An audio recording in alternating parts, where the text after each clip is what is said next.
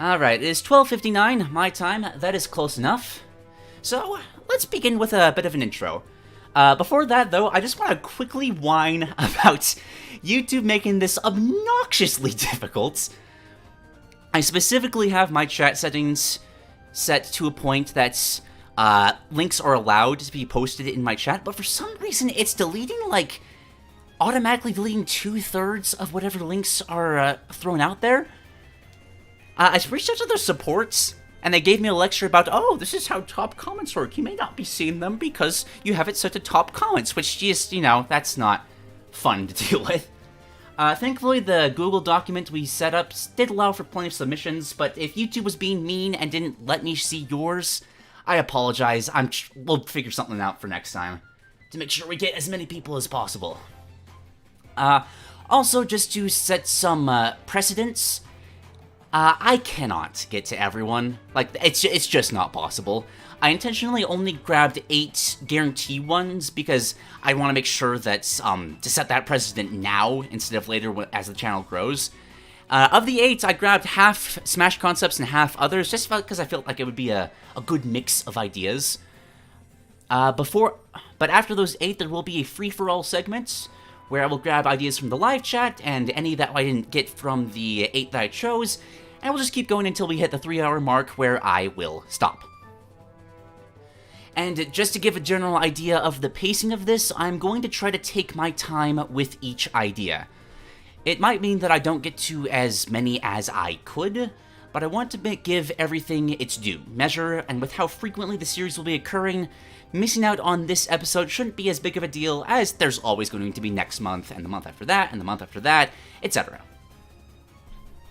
But, okay, let's us begin. Let me swap to the next music. I hope that ad block works. I set it on just for this, so that I don't have, Reese's ads popping up in the background. Okay. Our first video today... Idea. Already off to a strong start. This one stood out to me immediately. For reasons that are going to be obvious, we have an idea from Skatchmin about Zelda being redesigned in Smash Brothers. Now, I hope it's obvious why this immediately stood out to me, because look at this little picture right here. I love this so much because it communicates so much of what the idea here is, just from an image alone, and it just gets you excited about it, using the light arrow to bounce off of neighbor's wisdom into a target. That's so good for just a first impression. Well done, Skatchmin. Also, it's good artwork. Definitely better than what I could do. But okay. Oh, and let me copy and paste this in the chat so that people can follow along if they so wish. Okay. Right. Alright. Let's begin. The problems. With Zelda in Smash Bros. Currently, she is this odd spellcaster character who uses a mishmash of different spells from the Zelda series with not much cohesiveness to it. We did kind of talk about this in the design tier list, design dorks. She has a very odd theming to it, if that makes any sense. She's got a handful of fire spells, for some reason her kicks have lightning effects, a bit of light magic. It's very odd, very odd. With Link representing courage and Ganondorf, while needing a new moveset, represents power, Zelda should embody the Triforce of Wisdom, and she isn't quite there yet. What I aim to fix. Skatchmin wants to emphasize Zelda being a proper light mage, as well as channeling the Triforce of Wisdom, so less fire and wind attacks. Want Zelda to be more of a cerebral character like Snake, to emphasize using crafty setups to outsmart her opponents by giving her tools that are somewhat weak on their own, but when put together can lead to some deadly attacks. This, I think, is the most important bit. That's a really good core to Zelda's character that I feel is a good thing to focus on. And has listened to what I just mentioned about the design dorks. Okay. Now, specific changes that we give to Zelda, and all these ideas are final.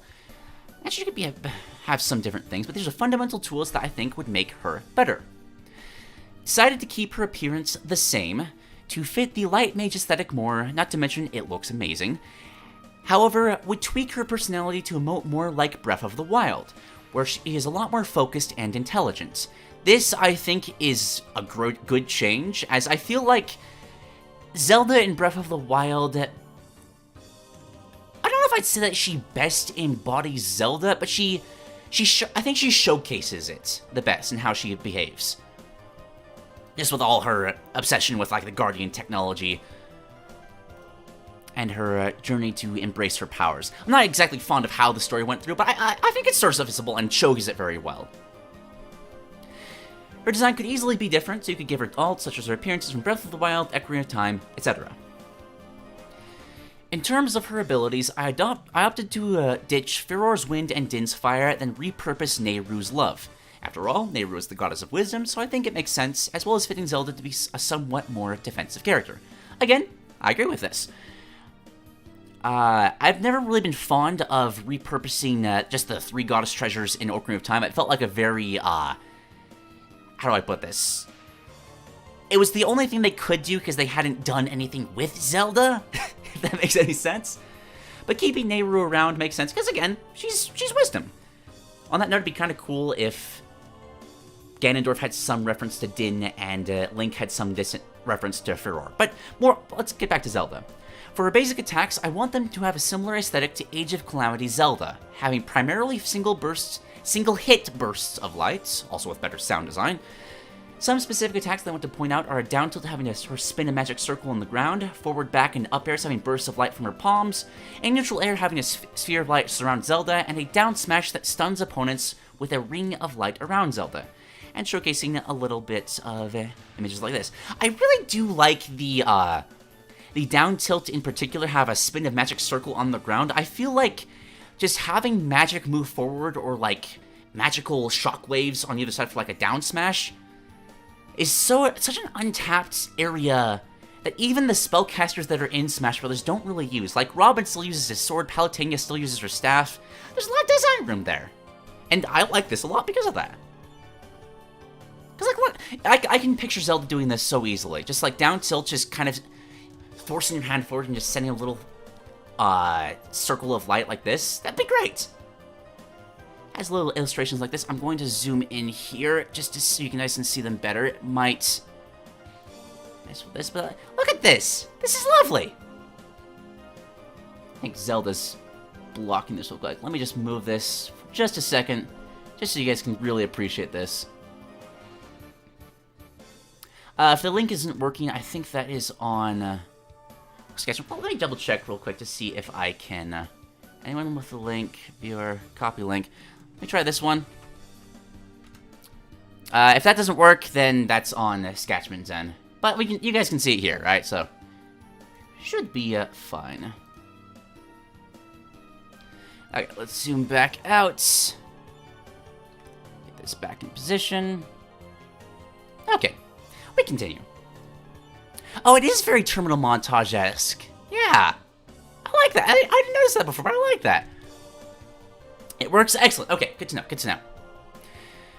But there are a couple basic attacks I want to cover in more detail. The side and up smashes. They both have Zelda use one of her most iconic weapons, her light bow.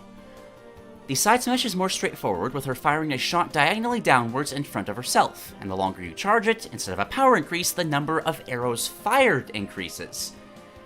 That is interesting. So it is kind of a power increase because, like, you're getting hit with more arrows, but that's a very interesting way of having a charge attack change. I like that. Then there is the up smash. She fires an arrow upwards and lands as a beam of light, like a weaker version of Palutena's up smash. However, as you charge, you can aim where the light beam lands via a glowing spot on the ground that you can move left and right. So it's kind of like... So this is kind of like Snake's up smash, but with a light bow. I love that. Other than that, most attacks would conceptually stay the same.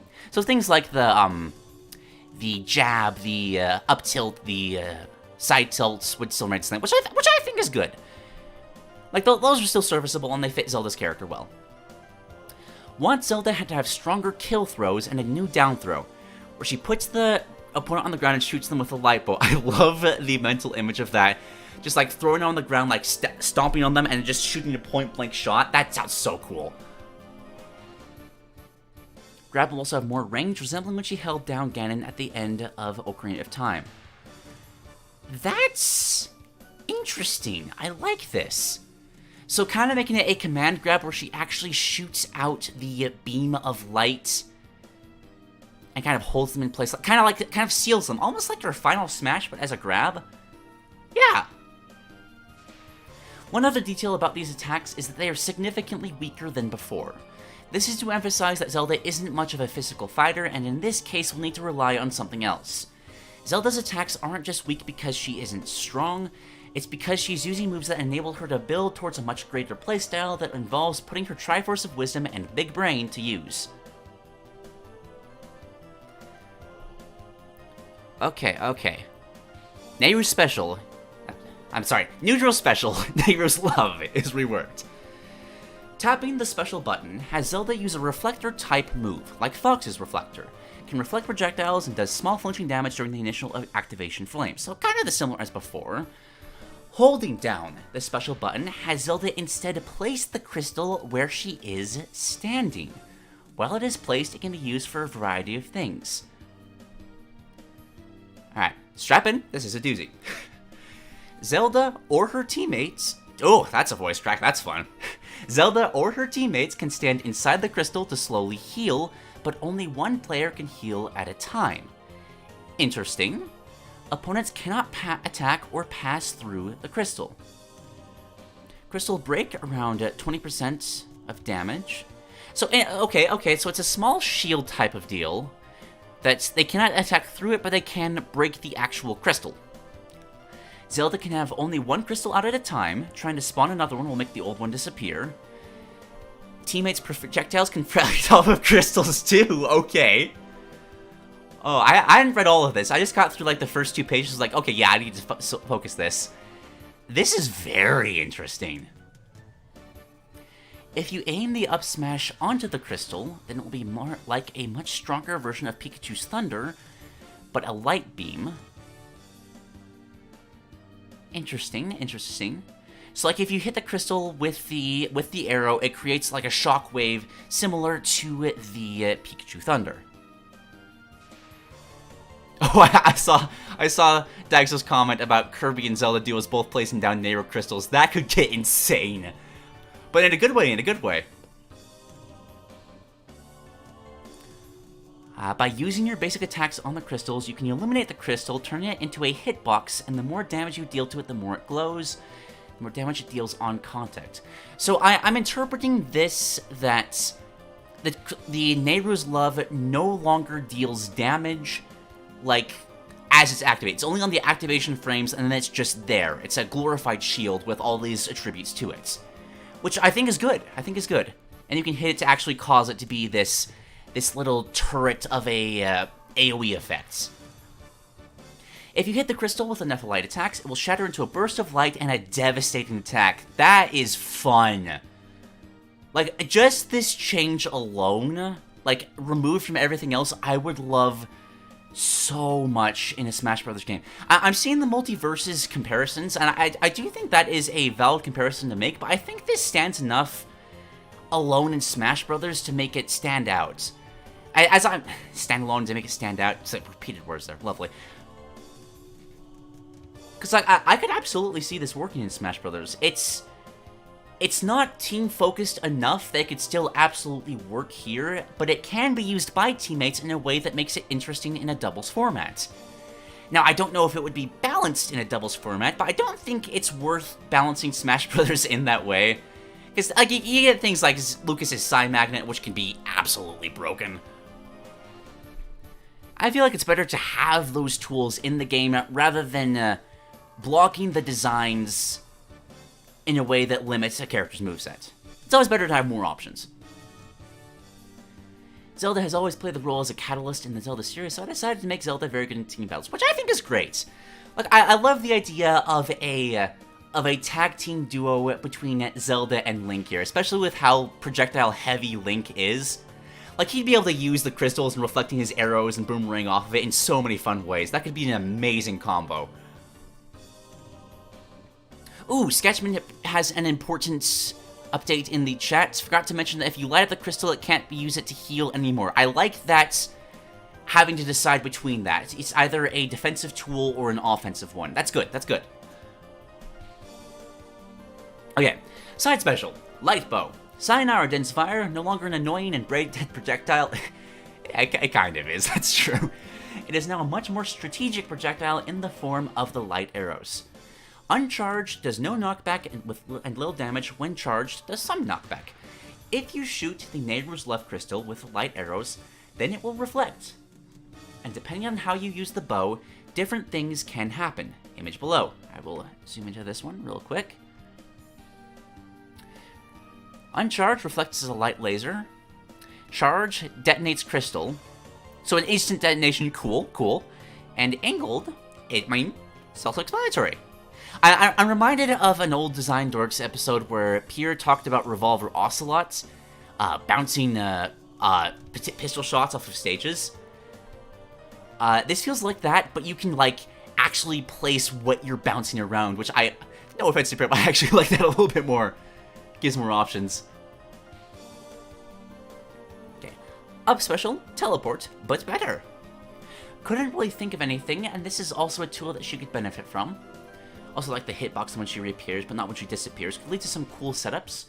Also give it some visual effects to match the light aesthetic.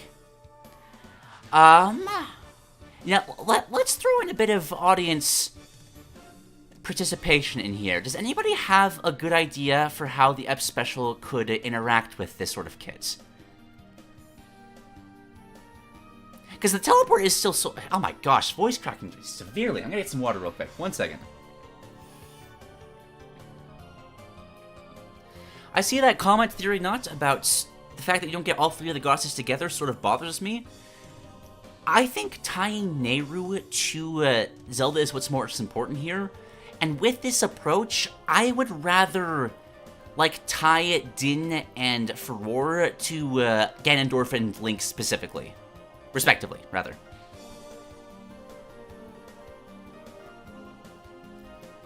Yeah, let's get the down special while people are answering that attack. Really like this move. Give it remote detonation like Snake C4. Oh, that would be all. And you can reflect it with a neutral special. I both hate and love that. I would hate dealing with it, but that's so good. There's so much you could do with it. Oh, that's good. From Franrib in the chat. What if teleport swaps you and the crystal? That's great. I don't know how Skatchmin feels about this, but I love that. That just further adds to the setup play with the crystal. And you could, like, swap places with the crystal potentially while a projectile is reflecting to reflect it again. Like, that'd be difficult to use, but imagine the plays about with that. That'd be amazing. Now that everything is on the table, just think of the possibilities. Zelda's focus is to emulate her role as the Triforce of Wisdom, and to emphasize this, Skatchmin has made her innate attacks to enable her specials. So she can create a plan around her opponent and use her high IQ to outsmart her opponent and cover her own weaknesses. She can also assist in team battles if she needs to, representing her support role in most Zelda games. Hopefully, if it was like this, it could inspire future playable appearances where strategy is required. Other stuff, taunts. Wants her personality to be shown as more analytical and confident compared to her more cheery personality she currently has. I do agree with that. I do like cheerful Zelda in the game, but it doesn't really feel like most Zeldas that we've been shown. Like, I almost want that personality on more of a Tetra character or a Toon Zelda.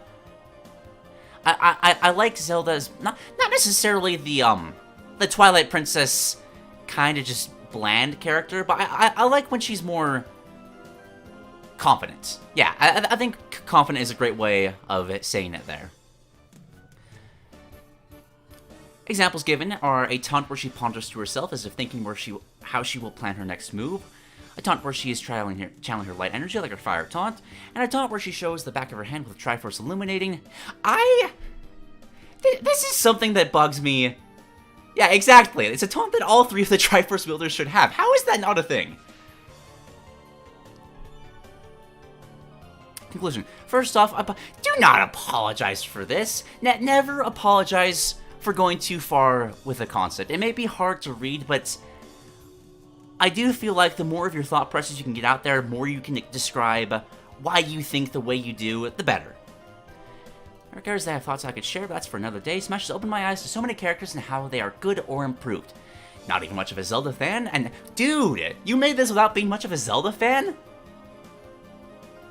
Yeah, you nailed this! Well done, well done! See Daiso in chat. Zelda stole all of Mario's wahoo. Oh, that's great, that's great.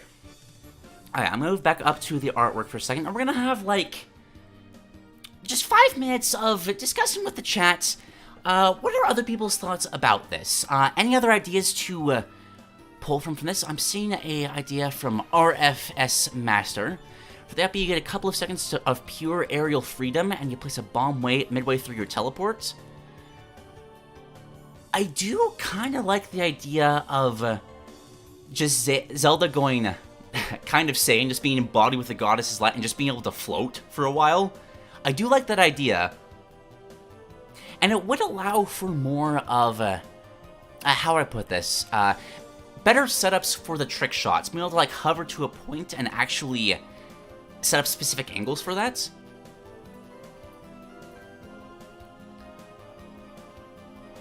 Exactly. This is what I'm talking about, Camp MVP. Why doesn't Ganondorf's fist clench victory screen not have the Triforce of Power? Like, I love Smash Brothers on so many levels, but it does sometimes miss just the blindingly obvious.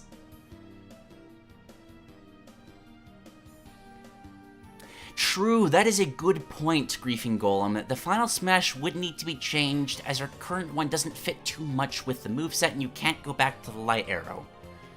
There is a lot of, I feel like too much design overlap with her grab and her final smash, which in that case just begs the question, like, what would the final smash become? Also didn't mention how Zelda would need to be lighter. I think that's justified. I feel like a good way to balance out the raw power of spellcasters with crazy abilities like this is to just make them light. Like, Sephiroth's a great example of that. Like, sure, a stiff breeze will kill him, but, like, that allows him to have the ridiculous power he has. Giant magical explosion from Breath of the Wild is valid. I can see that. Maybe, like, having the... It's hard because when you want to reference something that Zelda has done, you kind of have to pick and choose from specific Zelda games. Which does naturally lead to just leaving out others. Like, my first reaction was having the 4 champions fire their divine beasts and just coalescing together in a giant laser. But does that favor Breath of the Wild too much? I don't know. Maybe she summons Hylia herself. That'd be great.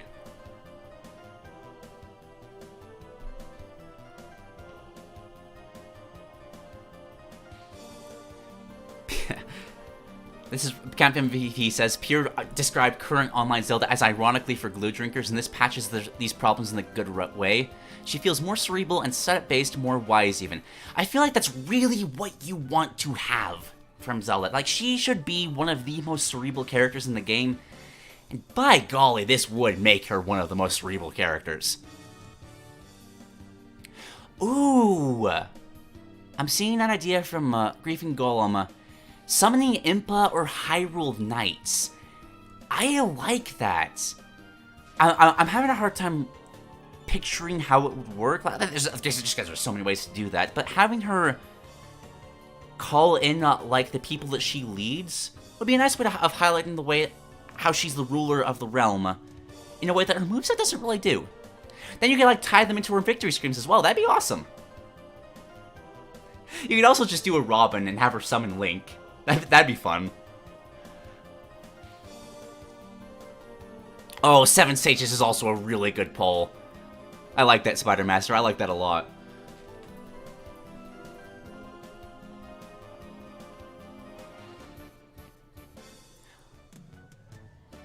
But yeah, I feel like this sells the idea of, like, what a better Zelda... Like, if I ever make a brainstorming for Zelda, I'm going to have to credit this, because, like, I don't think I could come up with better than this.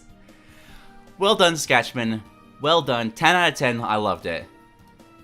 Now, let's us move on to our next entry. I will admit, this was a bit of a targeted idea here. Like, I saw this and I knew I had to.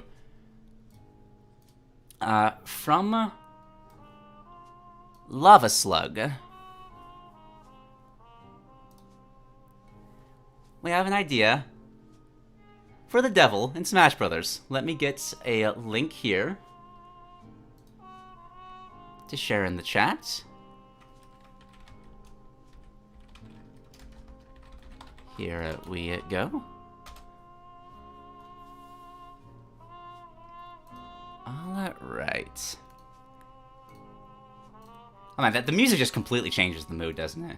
I love Cuphead music so much. Alright.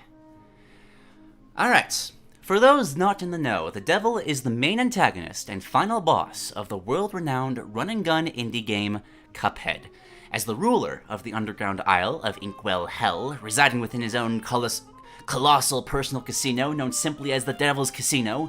Being the owner of this casino, the devil used his tricks and backhanded tactics to strike deals with anyone who wanted their wishes granted in exchange for their souls.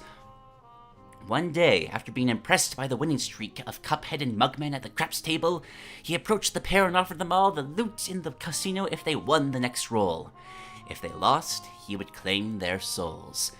And after Cuphead's final roll was rigged to land as Snake Eyes, the brothers lost the bet and began to beg the devil to not claim their souls, asking if there was anything else they could do for him instead.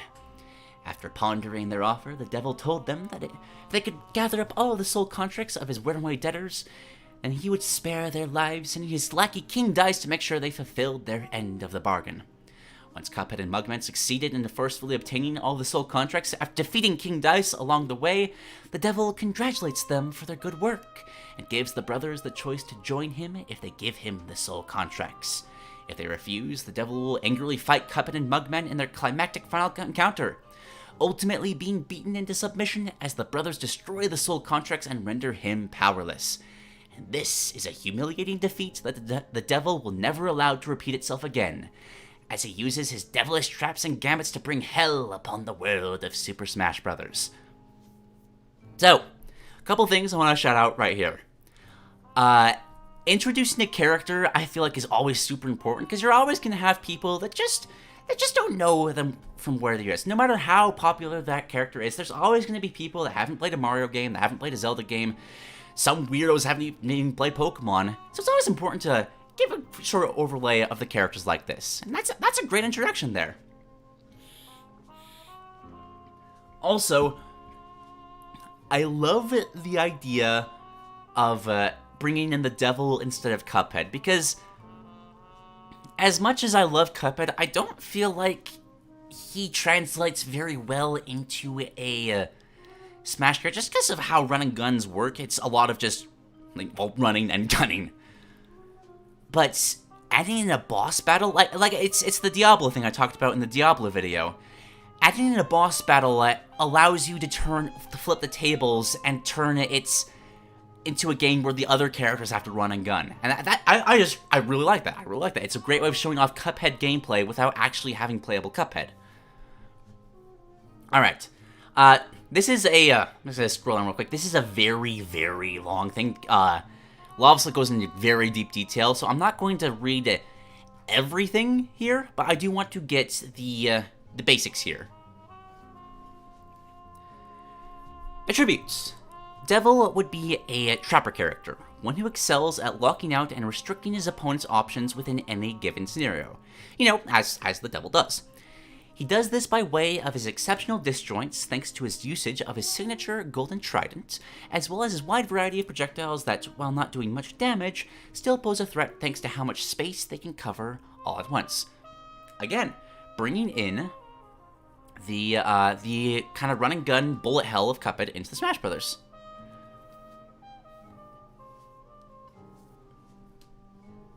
Alright.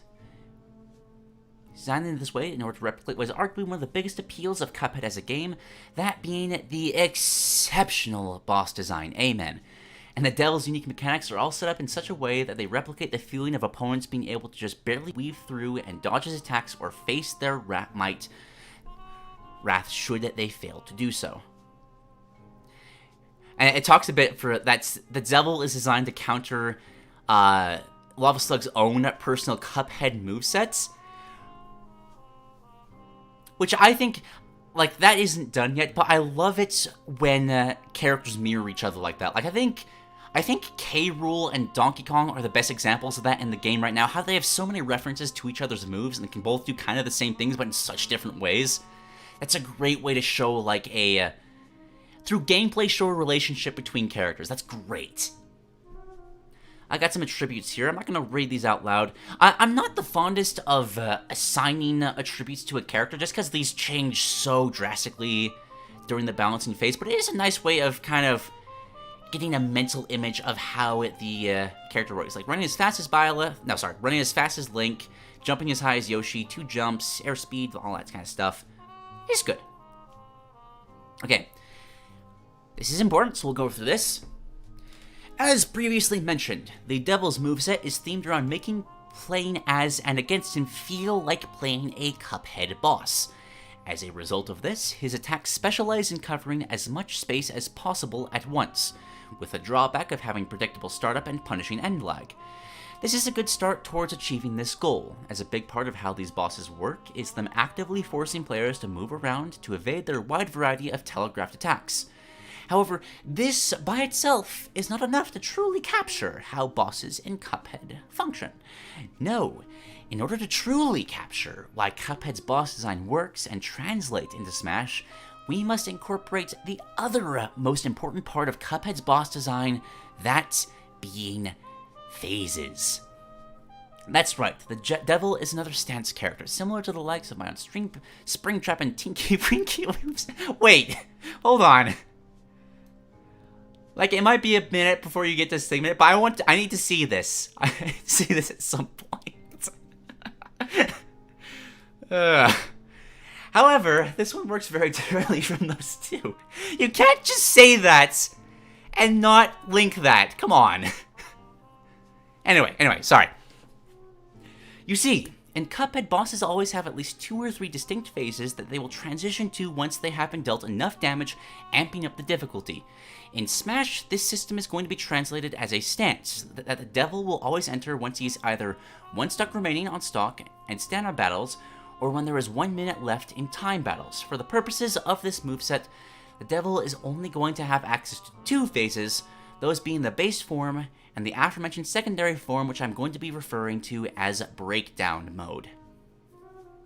I would also just throw in a high-class bouts mode, but like, Breakdown works too. This is technically inaccurate, as in Cuphead the Devil has 4 phases instead of 2, however the latter 3 look visually similar to one another, so that's a liberty willing to take. As for how the 2 modes differentiate themselves from each other, the first of the 2 will have an aesthetic difference that clearly indicates which mode the Devil is in, that being his facial expression. When in his base form, the Devil will have his signature smug, confident look as seen in the first and second phases of his boss fight. However, if he's in breakdown mode, as the name implies, he will be having an emotional breakdown as his eyes will sway from side to side as they look about as if he's about to burst into tears, visually being a combination of how he looks in phases 3 and 4.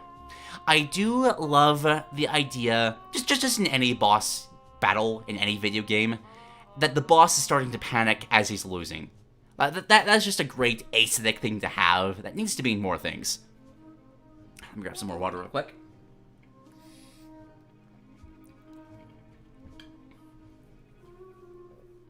Yeah. I will say, just a small thing, but this is a little hard to read just because of formatting. I'm trying to find where my spot was again.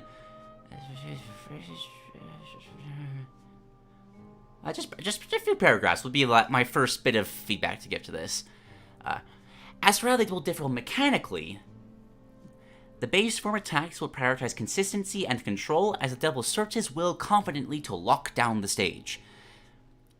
Meanwhile, Breakdown mode will prioritize power and risk, giving up reliability in exchange for the ability to KO opponents at earlier percentages than he could otherwise.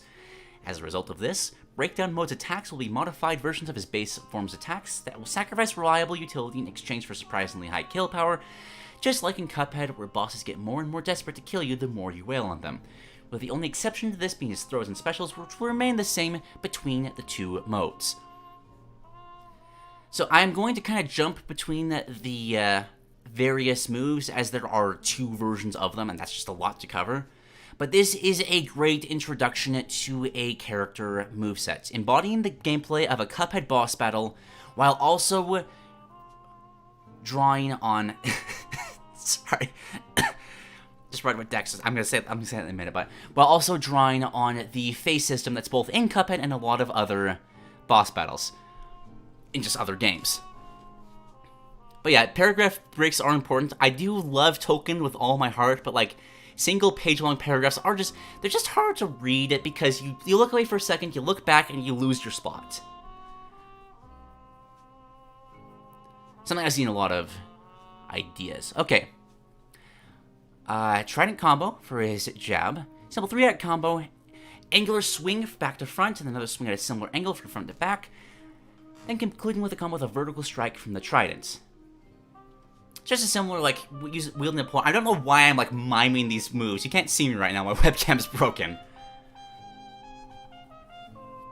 But in breakdown mode, replacing that with a rapid jab. Where he pokes the trident forward. Some will say that this is too much to have in a single moveset, essentially making two characters worth of movesets in one. I disagree with that. Partially because that's been done before, having multiple movesets on a single character slot. But at the same time, like, you should never try to limit your creativity by what is, what's the word I'm looking for here? What is likely to happen, for lack of a better way of putting it.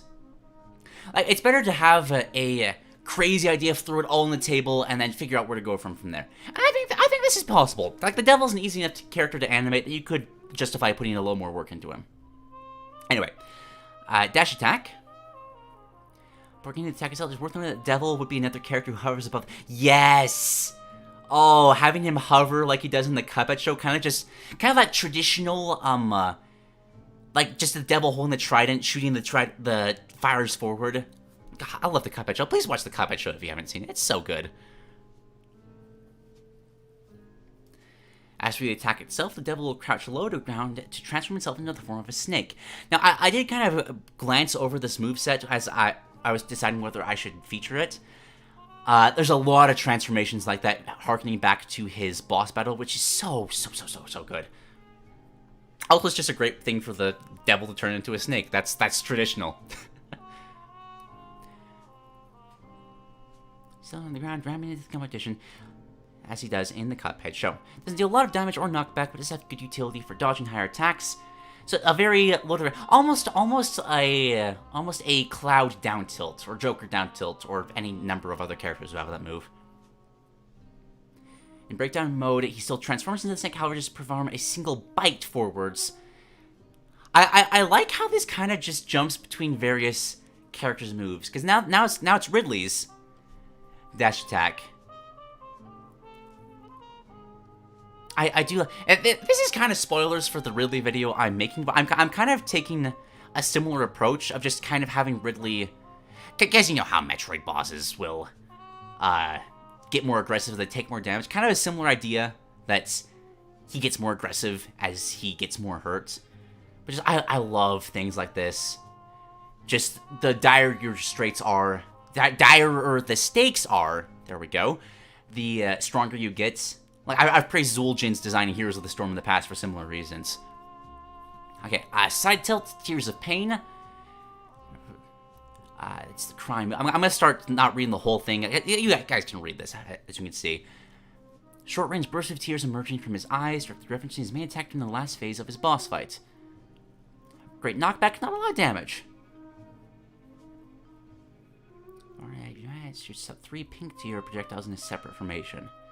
Okay, so kind of a spray forward. Nice get off me tool. Up tilt cigar smoke. Oh, give Snake a cigar. Come on, guys. Another reason why you shouldn't limit yourself to what's likely. This wouldn't be possible in, like, regular games. Because, you know, ESRB ratings. But just, that's the exact, just the idea that he just puffed a bit of smoke upwards. Vertical knockback, aerial pressure. Miniature version of Plant's Poison Cloud. Okay, this is interesting. It stays out for a brief 5 seconds, but there can only be one on stage at a time. So it's kind of area denial. I'm assuming it is a weaker smaller, weaker version. I do like just having, that was the entire basis of the Diablo moveset, just having small areas that discourage people from going into them, but don't prevent them. In breakdown mode, this... Okay, so... Interesting. So it changes in breakdown mode by having him stomp out the cigar instead. Completely changing the formula by making it a bury, that's K rules down tilt. And spiking anybody he hits in the air. I will say that it is a bit...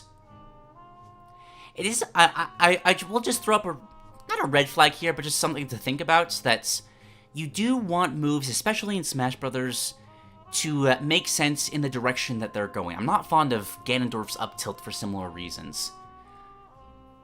Like, you want the upward motion to go up, if that makes any sense. Well, this should still work, because it makes sense with the... Let's read the down tilt. Maybe they can be swapped or something. Remember, just with his freehanders, you're trying to shoo away the opponents. Okay, that's a great mental image. Just having the devil just be really snooty, just kind of swap, just go away, and just knocking people away. I would imagine killing somebody by just telling them to buzz off. That's lovely. I love that. Do a simple low punch with his free hand was comparable in animation to Little Mac. Like, see, I would almost swap this with the cigar, and then replace the up tilt with something else. Just to keep that idea of moves going in the direction that you're expecting it to. Because that's important for Smash Brothers, because it's a very casually accessible game. Okay. Forward smash. Serpent Slither. This is, for anybody that's played Cuphead, this is the dragon attack, where he turns his head into a dragon and kind of sweeps it over the entire stage. So imagine just him putting his head, for anybody that hasn't played Cuphead, putting his head forward and just elongating, if anybody's played Monster Hunter, like a kazoo neck or something like that. Covers a lot of reach. Like, I could see this reaching to a point of, like, Min Min's arms. But unlike Min Min's arms, LavaSlug makes sure to say that he retains the hurt box. So it's like Piranha Plant's down special. So you can't... So you can still damage him with proper spacing. Just like you can in Cuphead.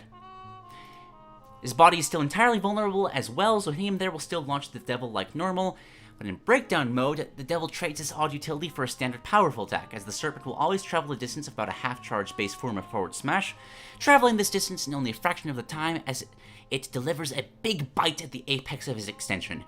I like adding the bites to these moves, just for when he's becoming more aggressive, almost like he's becoming more feral. Very good.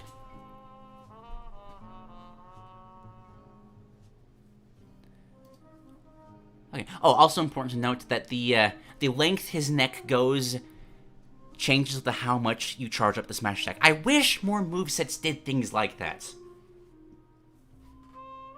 So many just do change up the power of the moves, but you have things like, if anybody's played Smash Flash 2, like having the Black Mage's moves actually change if they're fully charged, like things like that add so much to a character's design for relatively little effort. It's just altering an already existing move. Up smash is the Spider Stomp. The devil grows an extra 4 legs and attaches his head as it grows 4 extra eyes, 2 smaller horns, and 4 small legs to resemble a spider. Basically has you up smash, and you can control where the head lands. It's ironically, after the Zelda up smash with the light arrow, it's kind of the same thing. I do think that... I do love the idea of that move, just launching your head up to smash down onto the ground. But I do think that having it bury grounded opponents is a little bit much. Like, that feels strong. Like, imagine if K. Rool's belly flop could bury as well, and just spam that over and over again. Like, that's strong. I like the spike, though.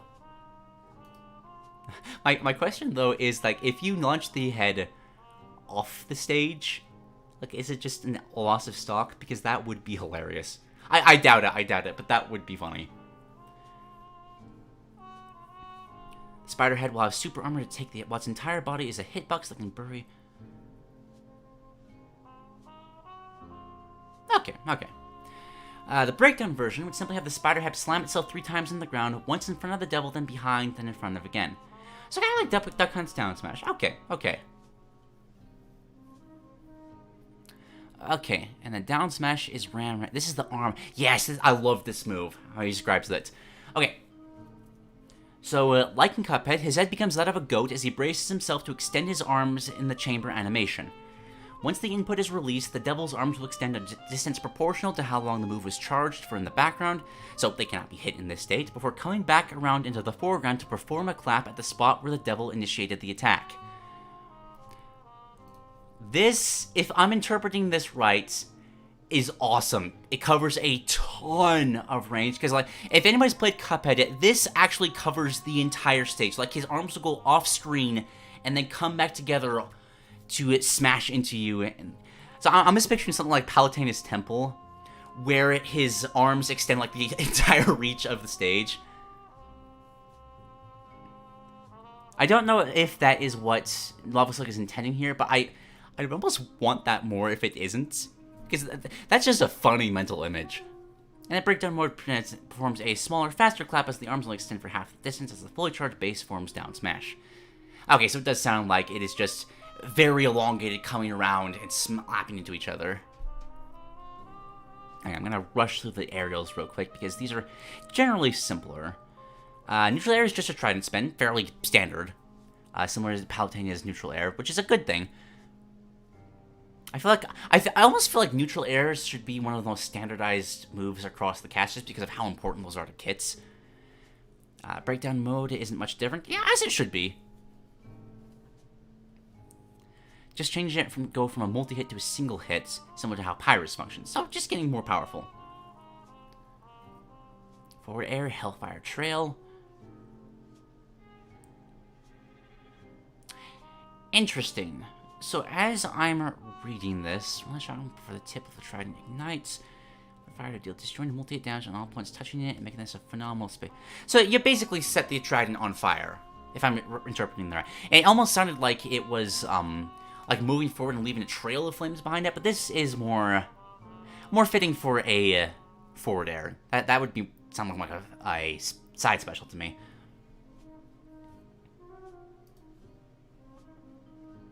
And if it gets into breakdown mode, it becomes a projectile, firing it off as... I really like the breakdown mode of just turning into an insane boss battle for the last stock. Like, this is just... It's just fun. I wish I had a better way of describing it, but it's just fun. Also, props to making the character holding a weapon use the weapon for magic instead of just throwing out the weapon. I think that's one of my biggest complaints with Robin's design currently. Or Palutena as well. Just like, yeah, you're a mage, but you're just... There's so much you can do despite just kicking, punching, or hitting people with a stick. I don't know. You know, props for that, LavaSlug. Well done.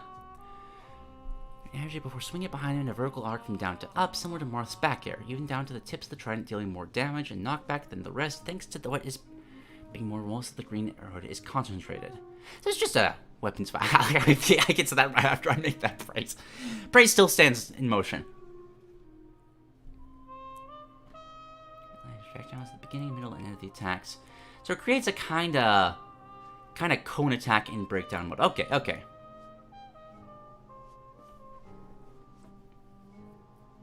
Up air creates a fiery blue axe that will spin in spiral motion around the devil. That's interesting for an up air. I don't hate it, but it's different.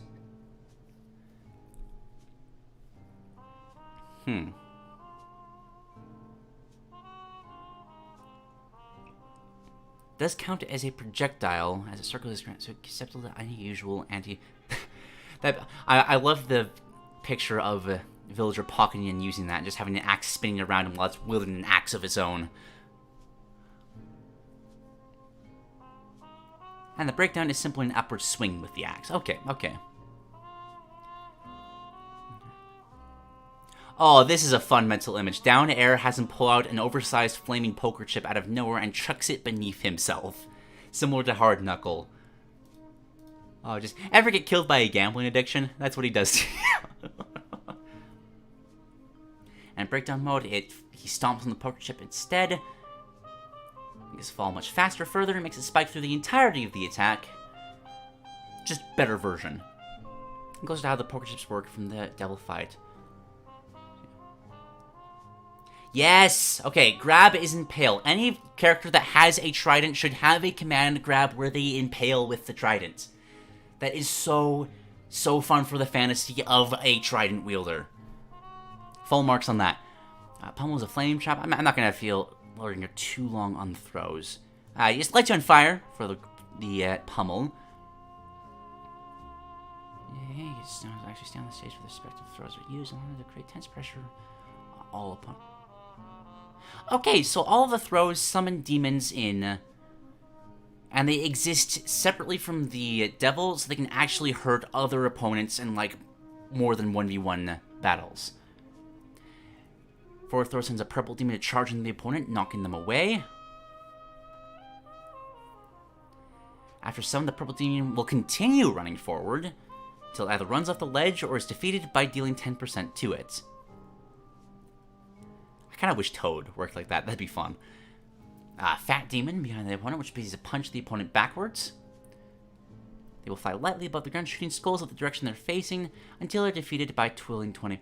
Okay, now, I will say this is starting to feel a bit much, depending on how many demons you have on stage. Like, there needs to be a cap on, you only have one at a time.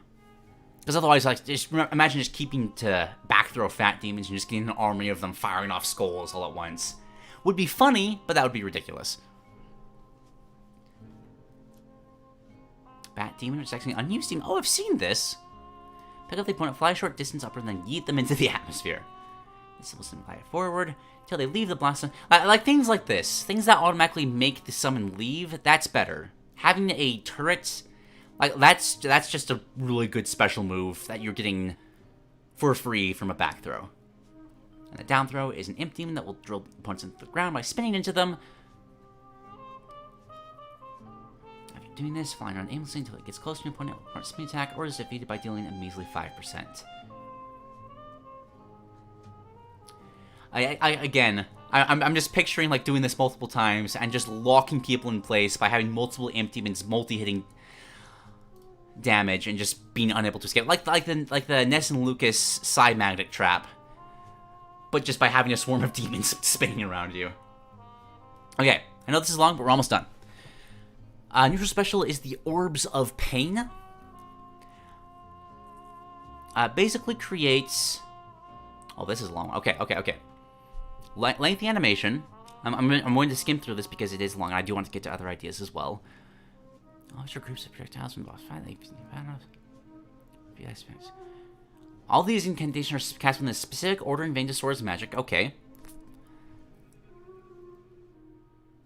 Oh, I do like this little flavor. With the icon being based on an old film reel that scrolls forward once the incantation is used. That's good. The other is that all these incantations will summon a parry orb, which moves around the same as all the other projectiles cast by this move. However, they give this move fatal weakness. That being that if they are perfect shielded or air dodged into, which will cancel all the end lag air dodges usually give you, then that object is parried, causing the devil to be briefly stunned in place, unable to move. This is wonderful. That's a great way of bringing the parry mechanic into Smash Brothers without, like, over-convoluting it. It's just being like, oh, hey, air dodge into this, and you stun this boss character. Like, that's fantastic. Makes it something that the entire cast can do, rather than just Cuphead himself. Again, bringing the actual gameplay of Cuphead into the game for everyone to participate in. Alright, and of these 3 options it bounces between, first is bouncy balls. These balls will bounce around the stage erratically, bouncing off the surface, surfaces, projectiles, walls, platforms, and even fighters. While the balls don't deal a lot of damage or knockback, they accelerate, introducing a new level of unpredictability. This sounds a lot like the magic fists from my Rayman concept. I don't know if you were inspired by that or not. I will take credit because I'm narcissistic like that. Just kidding, I'm just kidding. But I like that they don't deal a lot of damage or knockback, but they do a lot of shield damage. That's interesting. Makes it scary to try to parry the parry object. And they have to go through the whole 10 seconds before you can cast the next one. Which I can see that on the orbit orbs as well. So you can't cycle through these nearly as quickly as Sora can with his magic. Let me grab some more water quick. This is a lot of talking.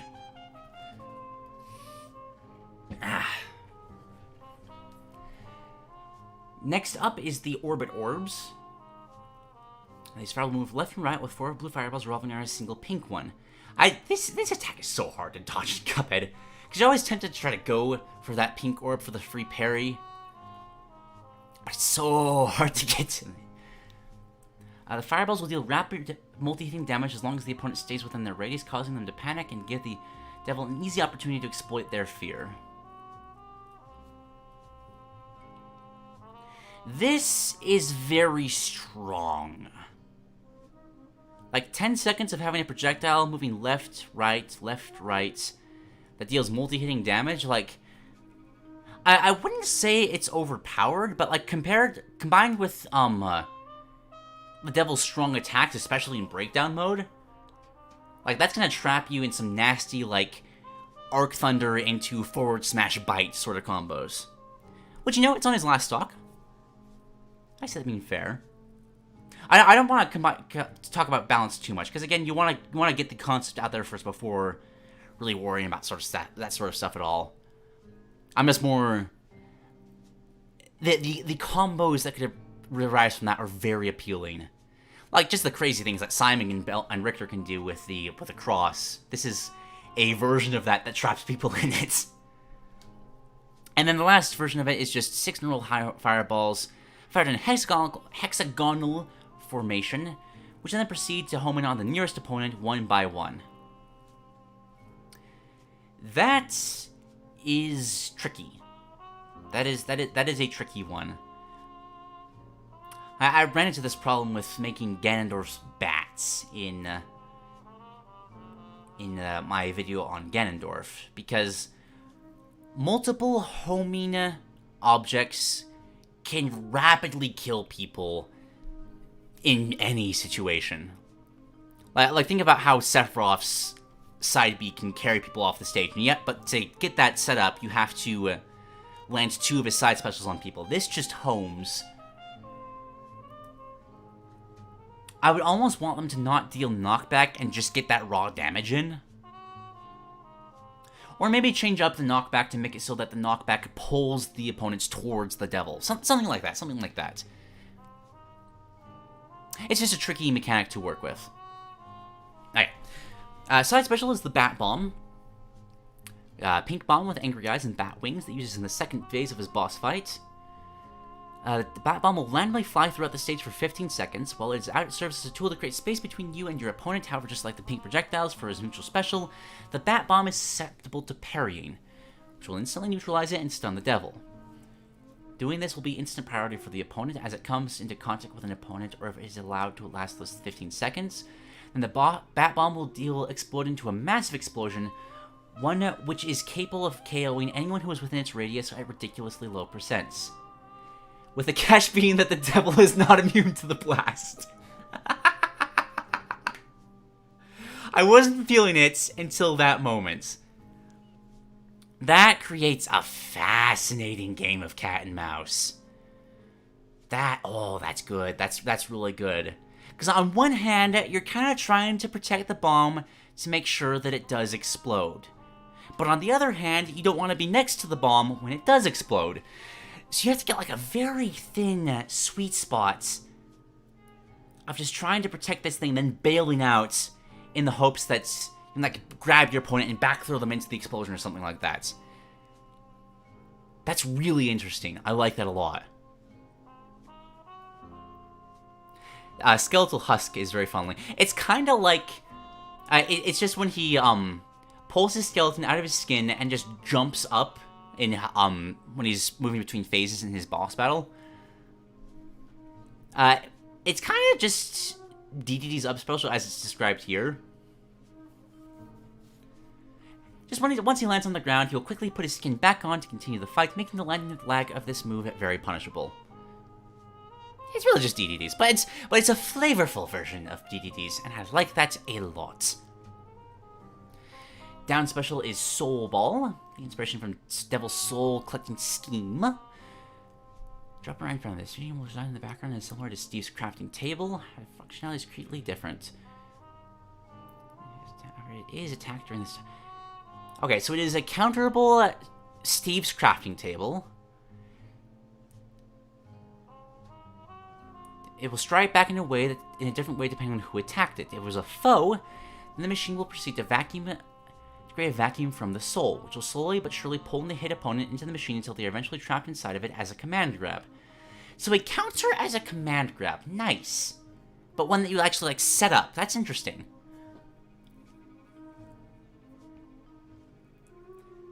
This, however, that's... balance-wise, I can definitively say this is way too much. If they're trapped inside of it, you can just wail on it, do as much damage as you can for 5 seconds. You can do a lot of damage in 5 seconds. That needs to be, like, you get one hit on it, and that's it.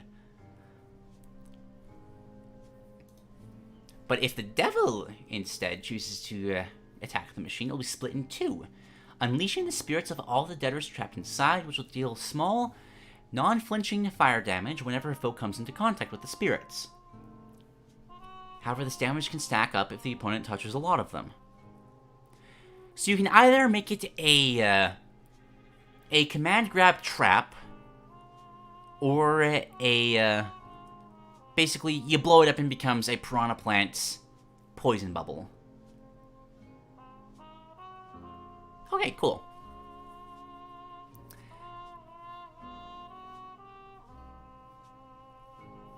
Alright. Sorry, getting some more water. Okay. I do think it is important to remember, like, there is a lot of strong stuff here. However, a lot of that strong stuff is only active when he is on his last stock. And he's also a fairly light character as well. That does kind of creep into Lucario levels of, oh, I don't get to play the character until later. But this still feels like a character that has a lot of options at his disposal. He just becomes a super character at the end of it. Okay. Lastly, we have the shield special, which he taps his trident twice on the ground, creating a small gambling table to appear in front of himself, and if the table doesn't come into contact with anybody, that's where the move ends. But if it does hit somebody, they will be forced to take a seat on the table as the devil traps them in a pseudo-command grab. Mental image alone, that's hilarious. Like, just imagine the various characters in Super Smash Bros. Just taking a seat in front of the devil as he's just kind of smugly looking at them, and they're just stuck in that state for a little bit. That's funny. And when they do so, he will hold a close contract in front of them, while a unique interface appears above them.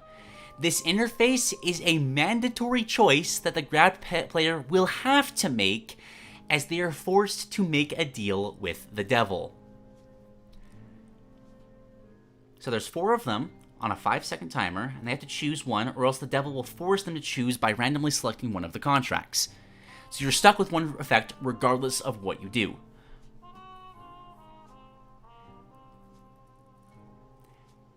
Makes it important to note that only a single foe can only have the effects of one contract at a time. If they're hit by this attack again, the devil will become angry and literally kick them out of the table, making it a great situational kill move and a reference to the way that Devil kicks Cuphead and Mugman out of his casino after giving them their mission. Okay, so, keep in mind, you get hit by this move, you have 4 options in front of you. 1, they receive a damage buff to all of their tilts, aerials, throws, and specials that will last 10 seconds, after which the very same inputs will have their damage and knockback reduced by less for 10 more. You can do that similar buff for defense, giving them traction on top of super armor for all their smash attacks that will last 10 seconds, and remove super armor afterwards. Similar thing with speed, speeds them up, only to slow them down. And then the soul contract is the 4th version, giving each buff from all of the above. However, if they take that buff, they have 30 seconds to use the power and will instantly take their stock on the spot. That is fascinating. I feel like it might need to be a little longer, as that's really only a payoff if you can take the devil's stock in return. And then a bit that's the only way you can get a equal trade-off from that. You have to take at least more than a stock, which a lot of characters are going to struggle with to do in 30 seconds. But like, what a great mechanic. Just being able to like hand your characters an ability, like, yeah, you can become super powered for 30 seconds, but after that, I am going to kill you. Like, this is what I was going to showcase this regardless, because it's the devil from Cuphead, and like, I can't resist that much of a targeted ploy at my preferences, but like, that is such a good idea. Alright, and then final smash is the Devil's Gambits. Devil becomes furious at the opponent's tomfoolery, and uses the power granted to him by the smash ball to disappear into a hole that appears beneath himself, referencing the transition from Phase 1 into Phase 2 of his boss fight before reappearing in the background as an absurdly massive red version of himself as seen in the latter phases of his boss fight.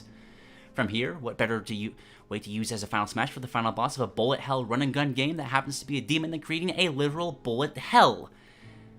While Devil resides in the background staring in glee, madness ensues on the stage as greedy chips fall from the top of the stage, extreme axes and bat bombs will appear at random points throughout the stage, and all of the different demons from the Devil's throws will begin entering the arena from the horizontal blast zones. All before the Devil himself finishes the final smash by taking a very large swing with an oversized trident before returning to where he was prior to initiating the final smash. Overall replicating the feeling of pure chaos and insanity that is typical of Cuphead's boss battles and bullet hell genre as a whole. And then it's just got some fun and alternate colors. You got the basic devil, the red one, one after purple, the purple demon and king dice, the imp demon stickler, his carnival disguise. I wish more characters had things like this. Just actual outfit changes. They had so much. Based off of the bad ending, and a couple of extras. I'd say grayscale is absolutely needed. And then there's a couple of extra things. I'm not going to go into the intros and up taunts, because I haven't talked about the devil for a while, and we do have a couple other things to get to. But I do just want to highlight the flavor that has gone into all of this. So, 5 minutes of discussion. How do y'all feel about the devil? I feel like it does a great job of bringing in Cuphead gameplay as a boss fight. I feel like that's something I wish more games would take advantage of. Because sometimes it's just hard to showcase how much of a game's mechanics how do I put this? How do I put this? Well, like, you have Piranha Plant showcasing a lot of things that you just can't show through Mario, right? Piranha Plant is a great way of showcasing all the different, like, obstacles and traps that Mario has to platform around. K. Rool is a great showcase of Donkey Kong boss battles. Doing things like this is a great way of bringing in gameplay by making other characters go through the gameplay that the protagonist has to go through. And I love that. I do feel like a few things are a little ridiculous. Like, again, the down special, that's just too much. You cannot stun somebody for 5 seconds and just let you wail on them for as much damage as you can do. Like look at how much damage people can do to Sandbag in 5 seconds. That's just loss of stock off of a command grab. That's too much.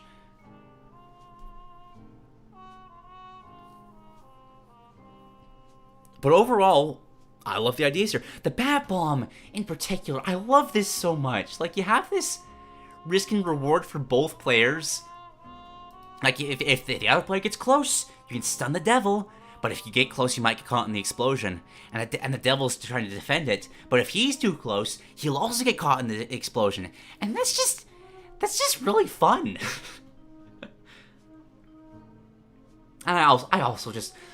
everything about the deal, the mental image, the options it provides for players, the sheer insanity of being like, hey, buff yourself and then I'll kill you. I wish that was like a crazy assist trophy as well. More of this in the game, please. Those sorts of give and take mechanics create so many interesting strategies in these sort of games, and I love them so much. Alright.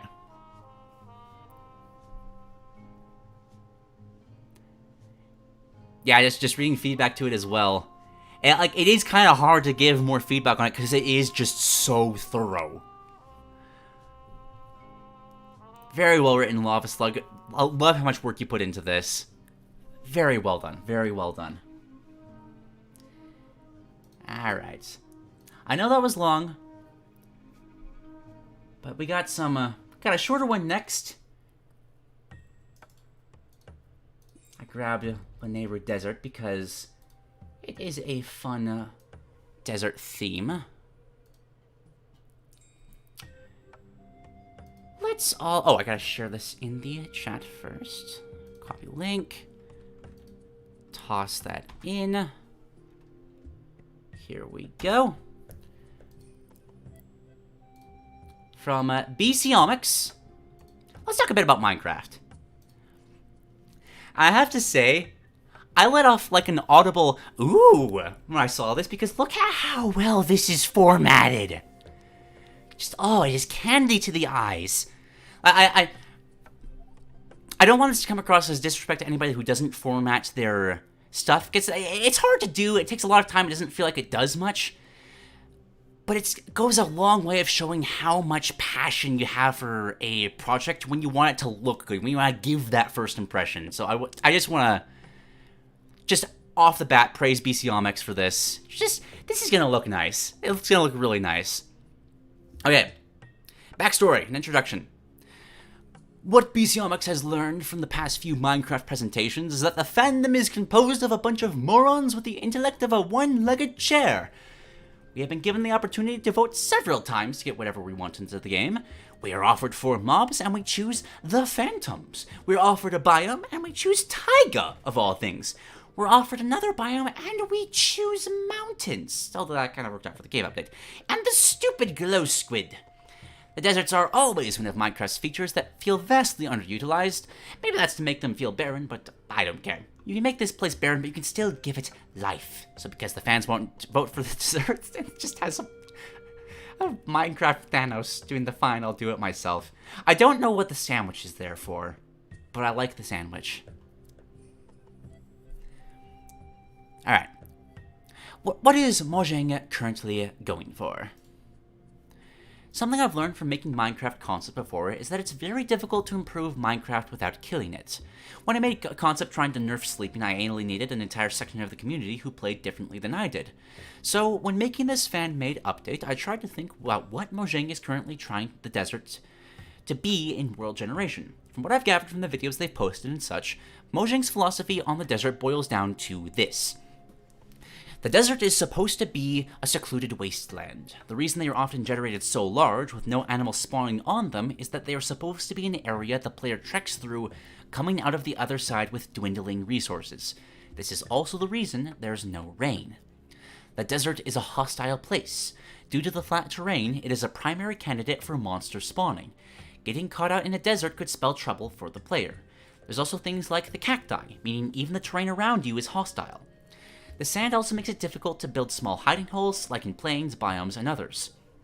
And 3, the more hostile desert is accompanied by moments of reprieve. While exploring the desert, it's not all doom and gloom. There are little things to see along the way. There are temples, which can give you some of the best loot in the game, and are often worth trekking through the desert entirely to find. There are villages, which offer a checkpoint of sorts, giving you extra food, resources, and a safe place to rest. And the desert wells are masterpieces of Minecraft game design, which are perfect in every way. The main problem that BC-Omix has with the Minecraft deserts is that even though they accomplish the goal of feeling like a desert, as referenced from the points above, they aren't very interesting as a result. The goal of this update is to improve that, adding lots of new content while still keeping the desert feeling isolated like the devs seem to be going for. Like other updates, they will include new blocks, structures, mobs, etc. Another thing they're going for is that their favorite update is the aquatic update, and that's for doing something interesting. The aquatic update introduces a goal to the ocean simply beyond Minecraft exploration and gathering.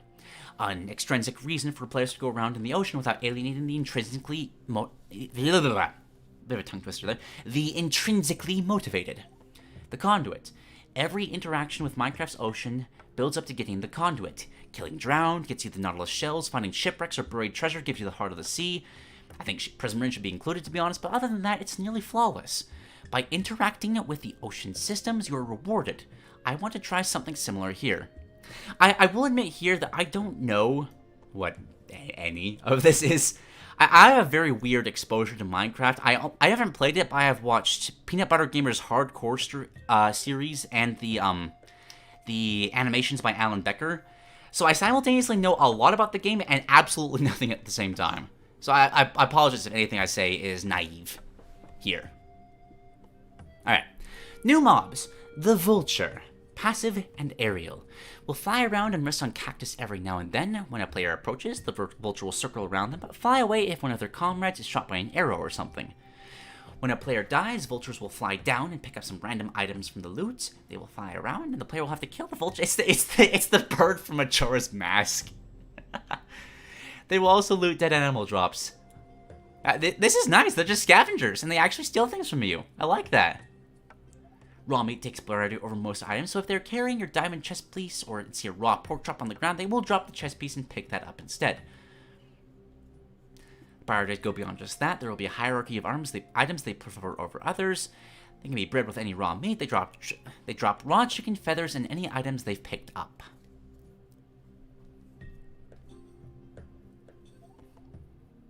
And BC-Omix is making a note that this was written pre-LA vote. I hope that means something to people who know about Minecraft. Vultures could be used for aerial item farming. Since they can fly and redstone hoppers can't go in the air, I could see some players using this combined with priorities of various items to pick up items and carry them in the air to short distance places without redstone. Alternatively, using the vulture's hierarchy could be used to test for various items and some contraptions. That is interesting. Oh, this was real for the balance updates, but oh, well, that's why it means that you were mentioning the Alley update. Alright, meerkats next. Passive terrestrial. Meerkats will randomly wander around the desert from time to time, poking their head out of the sand and running around. If a player throws an item at them, they will get confused and stand up. Some meerkat behavior among themselves includes some wrestling and height competitions.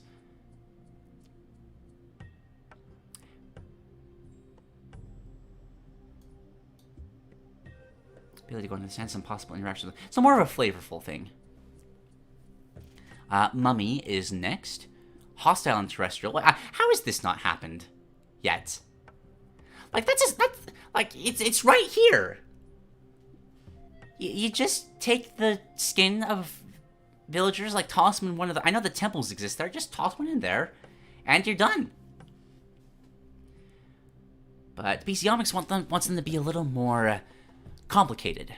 They behave extremely fast, like extremely fast zombies, able to move almost as fast as a player sprints. If a player gets too close to a temple and they see you, they will chase after you until you are out of sight. They will not burn in the daylight. The best strategy to get into the temple is to stealth around them. Use blocks to create little walls to hide behind. They will not only chase players, but also zombies, skeletons, any mob with a humanoid shape. They're not just defending the temple from the player. You can also fool them by using armor stands, which they will run after and destroy. They drop lapis, paper, and a new item called a desert gem.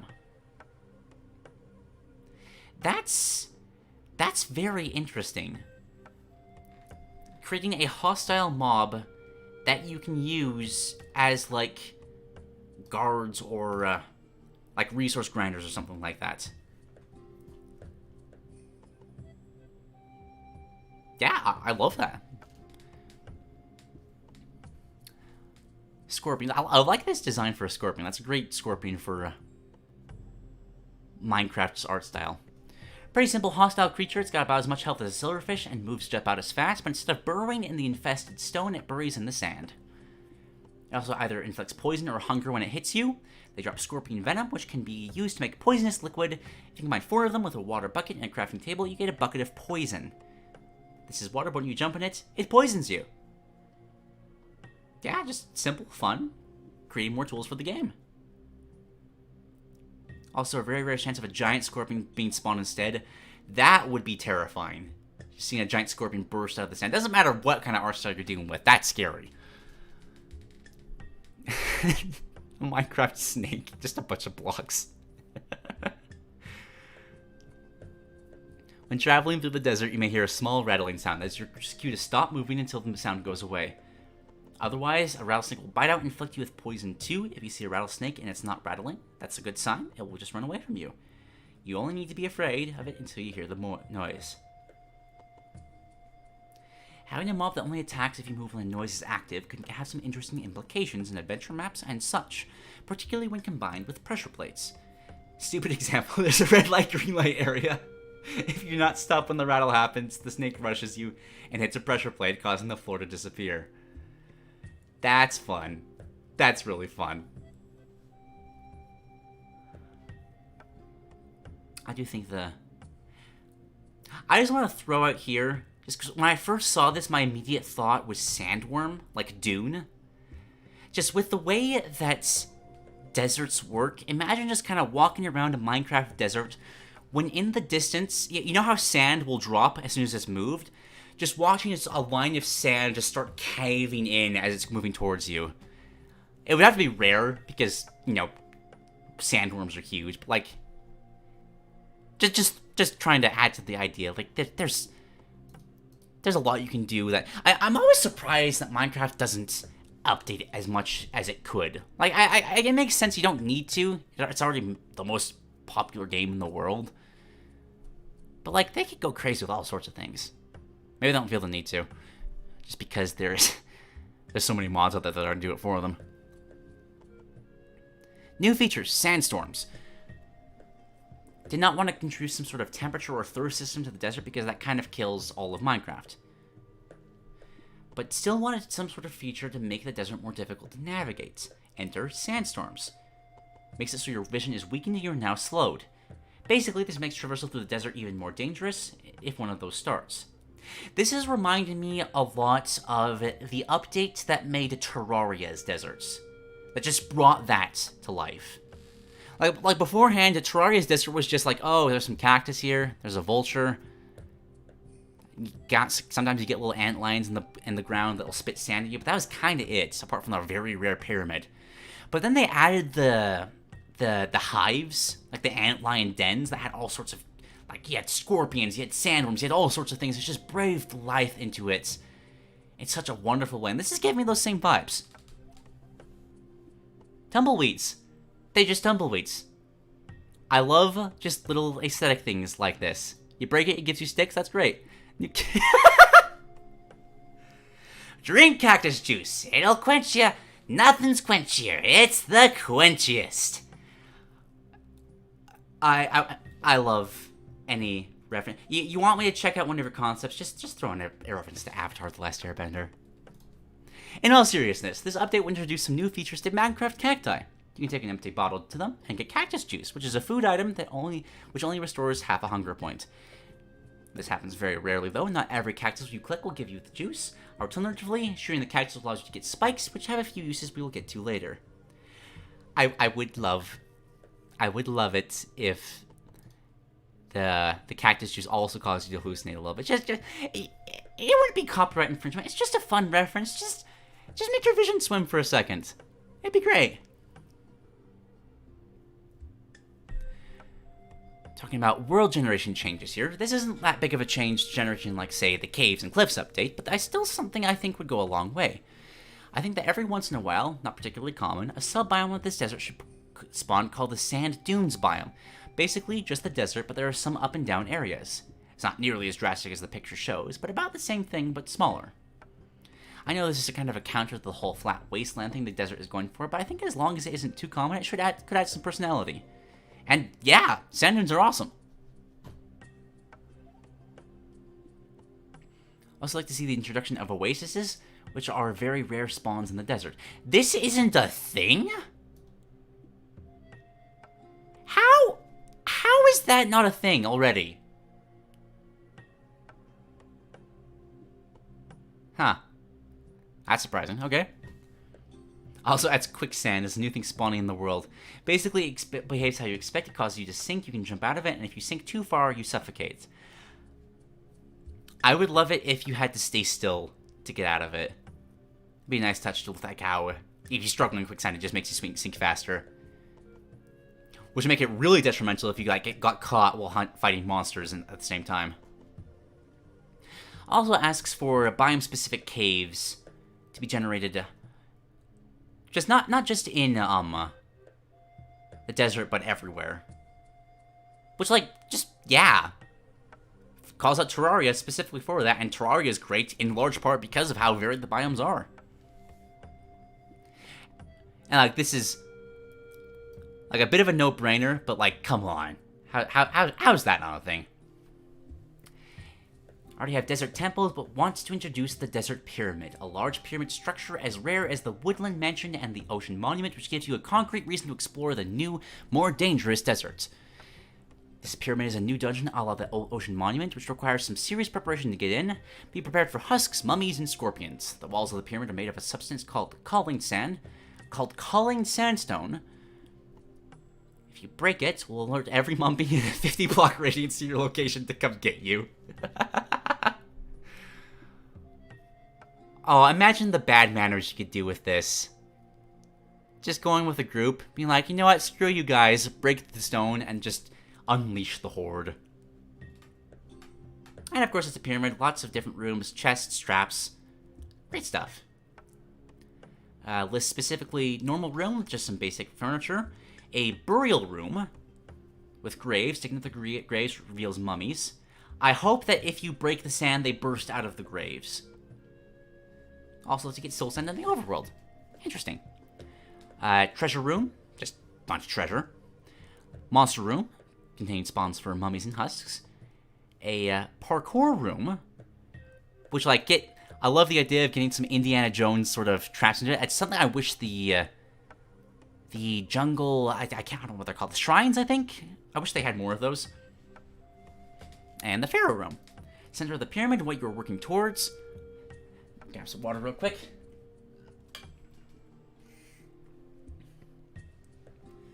This room contains a sarcophagus, which when broken gives you diamonds, gold, and a new item called a scarab. However, breaking it also creates a difficult to destroy mob called the Pharaoh. It's a mob which rushes at the player similar to the Warden, but also shoots some laser projectiles that inflict blindness and slowness. Another complaint about Minecraft, how are there not more boss-like monsters like that? You'd think you'd want to have as many of those as possible. Again, the win goes to Terraria, who realized that and threw in a bunch. But come on. These things would be awesome. Then just a brief thing about new items, new sandstone types, just more. Scorpion venom creates the poisons. Palm trees spawn with the oasis, which creates more wood blocks for different types of... I appreciate the Terraria inspirations here. Like, I wish that if Minecraft took more inspiration from Terraria, I'd probably play Minecraft, because Minecraft got so much right. I mean, sorry, Terraria got so much right with how it's fleshed out its world. Alright. Combining desert gems, which you get from the mummies, palm planks, which you get from the oasis, and the scarab will get you get from killing the sarcophagus, you get the crown, a new item which is the desert version of the conduit.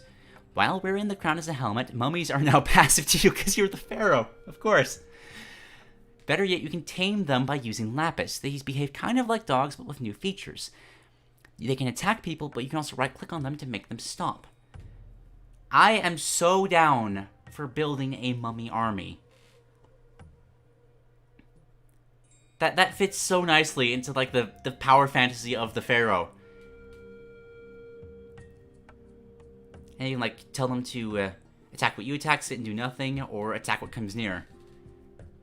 You can just build your terracotta army, your army of the undead.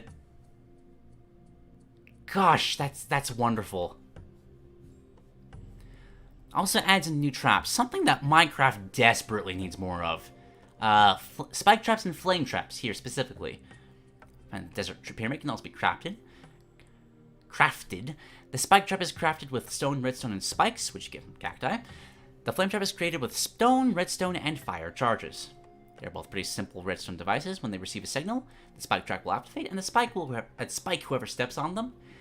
You can leave the signal on for passive spikes to damage people, and the flame trap creates fire on itself when activated, burning anyone. Fairly self-explanatory.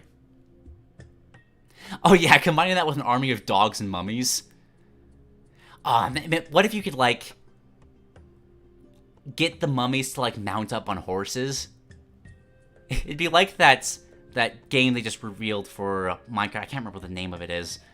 But that kind of pseudo real-time strategy sort of deal.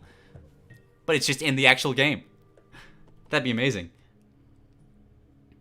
Spikes from the cactus can be attached to armor to make spiked armor, which automatically adds the thorns of thick to armor without enchanting it. It means you can actually stack this in thorns for maximum thornage. Also, coconuts. Can't go wrong with coconuts. Of course, this was really a desert update. There would be a lot more items, but the last one that they can come up with is a new type of material called a desert crystal. This is a feature they would want in every specific biome cave. Rare item that is only found in caves. These crystals can be used instead of lapis in the enchanting table to give new desert-specific enchantments to weapons, armor, and other tools. This I love so much, because this encourages one of the fundamental parts of Minecraft, and that's the exploration. It actually incentivizes going to every individual biome to get the specific enchantments. Like, as much as I love the thematics of everything here, I think this is the best idea in terms of actually enhancing Minecraft's gameplay. Because it just adds so much to it. And just throwing out some of those ideas. Fire aspects. With a desert crystal, if something hits you, sets them on fire. Sand speed. Makes it move, so you move faster on normal sand. Decaying... I think this is meant to say decaying spike. There's just a random R thrown in there. Withers your opponents, which is awesome. And then Sandblast makes the AoE of your sword much larger. And Mirage Arrow makes it so the arrows are invisible until they hit their target. That'd be a great addition to the game. But yeah, that is BC-Omix's Minecraft update thing. Again, I cannot praise enough just how well this is presented.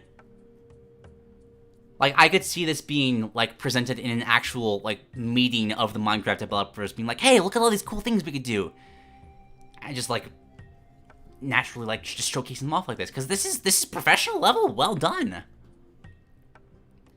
I like that you take the time to set up specific uses that they could be used for. It helps, like, get the creative gears whirring in the brain to, like, just kind of brainstorm different ways you could use different things.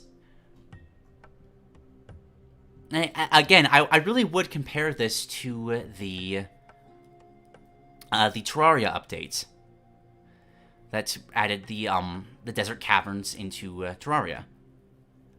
Like, this breathes so much life into an area that's I haven't played, but I can easily see is very, very, very bland in Minecraft.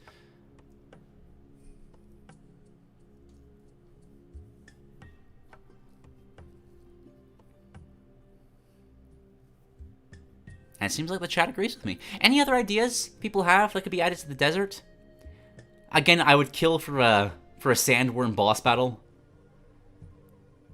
Just get some sort of Molduga kind of thing that just causes the desert to collapse around it. That'd be so cool.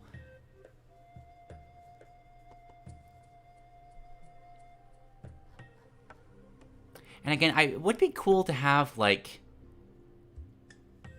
maybe not mummified horses, but... Oh, you know what? Maybe a chariot. A chariot would be cool.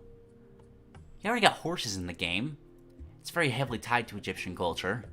You have multiple people who ride it at the same time, have one driver and like 2 archers on either side. That'd be so cool. Adventurer loves the focus on base defense. Being able to have guards and more traps makes it a lot easier to protect your place from any griefers. I'm surprised that they haven't done more of that in Minecraft, because that's such a huge part of the game. Alex Bubble suggests that if we want to make the pyramid even more terrifying, add a new Sphinx boss that guards the pyramid. It does kind of take away from the Pharaoh. I'd throw out an additional Sphinx building, or like monument there, and if you break it, the Sphinx drops down and attacks you. A cactus juice achievement that references Sokka. Yes. Sand golems is fun. And that's the nice thing about brainstorming about Minecraft. It's so much you can do with it just because it is so modular. Like, I can see every one of these being added to the game at some point. Like, you'd probably mod them into the game right now.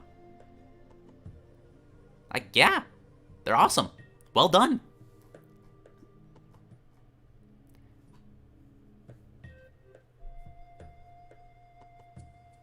Observer's Birdhouse would love more trolling tools. Like, imagine just dropping in, like, in that vein, imagine just leading your army of mummies into a player's base and just telling them to wait until something gets by, so that when they return home, they're just barraged by an army of the undead. A lot of fun you can do there. A lot of fun.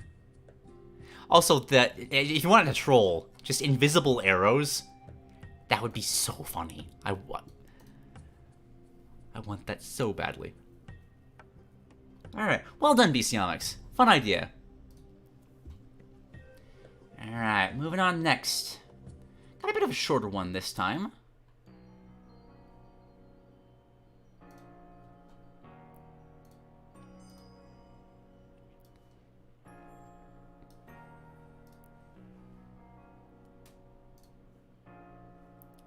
Okay. Get the link. Share it in the chat. This is from, and I apologize for how I'm probably mispronouncing this, but from a viewer called QyfieK, I believe?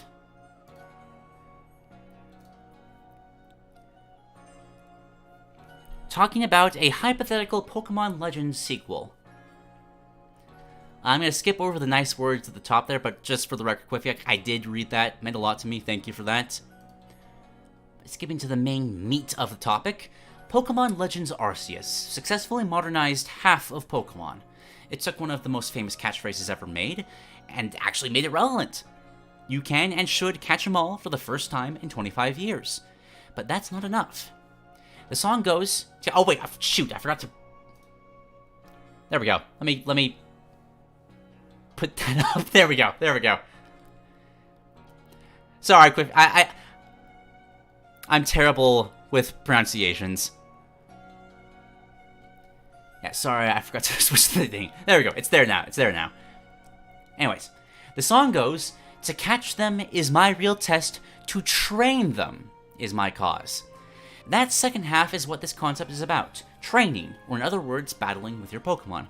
If you compare Pokemon to series such as Shin Megami Tensei or Final Fantasy, you'll quickly see that their battle systems have evolved and changed during those past 25 years. You can't say the same for Pokemon. Sure, they've had some balance changes here and there, but the fundamental battles still stay the same. No physical special split or ability is going to change that. But maybe it doesn't need to. Pokemon already has a pretty good battle system, it's just that they highlight the wrong parts about it. This game would shine a light on those parts of the main game so often left in the shadows. It would also feature the PLA battle system, but with some balance changes to make it, well, balanced. The most stark differences from other Pokemon games will be the following: the difficulty and the progression. Yes, I will still include gym leaders in Elite Four, but what that entails will be different. This game would be significantly more difficult than your standard Pokemon affair. It assumes that you've played a Pokemon game before, so you've completed the first lyric and can move on to the next. Catch, then train. I will say right here that I do think this creating it as a separate game is too much, because you're always going to have new people being introduced to the formula, and I don't think it would be wise to create a more difficult Pokemon game on its own. Just because a lot of people like going into Pokemon and kind of just turning their brains off and enjoying the experience. I will say right here, I think this is the best way you could possibly do difficulty in Pokemon. Just want to throw that out here as a first bit of feedback, is that I don't think it works as a standalone game, but it's the perfect way to separate the casuals from the pros in a difficulty setting. Okay, won't go much into detail about the story, though they thought about it, but I'll share some pieces. To reflect the change in difficulty, the protagonist is a person in their mid-20s instead of a child. You dreamt of becoming a trainer as a kid, but never did, but now you take your second chance. And your opponents will not be as forgiving as they would be if they were facing a child. First on your quest is to take on the gyms of the Region. But compared to other regions, these gyms will be a bit different. Instead of being themed around types, they're themed around whatever. Triple battles, randomizers, Nuzlockes, rotation battles, totem Pokemon, noble Pokemon, goodness gracious, and the list goes on. All to test what you have to become the very best, like no one ever was. I love this idea so much, because it actually tests your ability to adapt and create different strategies, build teams to tackle whatever challenge is in your way. It's not just the gyms that would change. Normal battles should also be different. No more youngsters with a single Zigzagoon. Every trainer should at least try to beat you. Maybe they're themed around weather, or they like using X items. Maybe all their Pokemon are Eevee and Ivy trained, or just have a unique battle strategy. Whatever it takes to help lessen some of the monotony Pokemon often falls into. I think another thing that this would do really, really well is make the individual NPCs give them more of a personality. Because, it'd be interesting to see, how various trainers, theme their Pokemon. Maybe this person only has larva Pokemon, and it's all about defense and poison. Maybe this person only has, heavily uses the Baton Pass move. Just showcasing how, the various trainer designs can be further fleshed out by just whatever strategies they use. To help with that, most battles in this game would be in the doubles format. It's basically superior in almost every way. More often than not, you can't just spam the same attack and still win, because you have two targets to worry about. You can strategize more, thinking about what Pokemon to heal with and which to attack with. There's a reason why most turn-based RPGs use a party system. Pokemon is the biggest outlier here. Temtem, I'll throw out there as well. There's a reason I use that, because I do think it is just better. The mainline games want to use doubles more than they do, which is very apparent with such things as the infinite amount of Pokemon learning Helping Hand. Now you've conquered all the gyms and are ready to face the Elite Four, but this isn't your average. This isn't your average Elite Four, no. You can't expect someone to be one of the 4 strongest trainers in the region while limiting themselves to some gimmick like Ice types. No, these are 4 champion-like trainers, each with their own strategy to take you down. After you've overcome all that, only one opponent is left in front of you, the champion. What monstrous team would such a trainer use to best all that came before them? Well, none other than my favorite gimmick team in all of Pokemon, Shedinja with Sturdy. This would effectively block you from winning if you don't have a passive damage move. Why? Because it would be funny, as well as teach you to not only use brute force. I also wanted to only have very weak damaging moves like Wrap to really crush your soul. So, I do think that Shedinja can get sturdy through some weird mechanic. QyfieK literally just said that as I said it.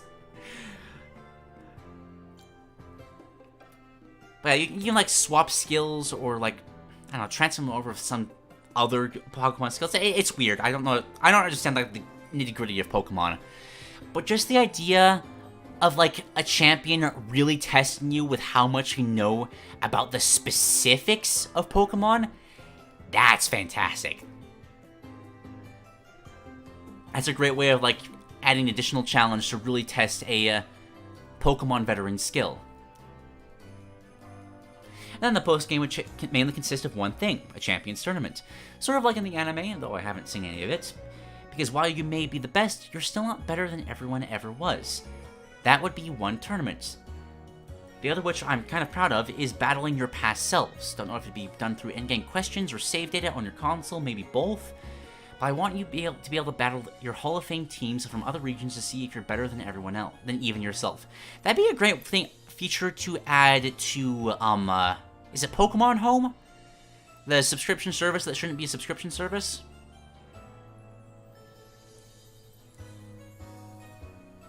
Because, like, just imagine being able to revisit your past selves like that. Maybe the game artificially boosting them to match whatever you have. That'd be great. It'd also be a way of keeping those Pokemon you grew up with alive through all your runs.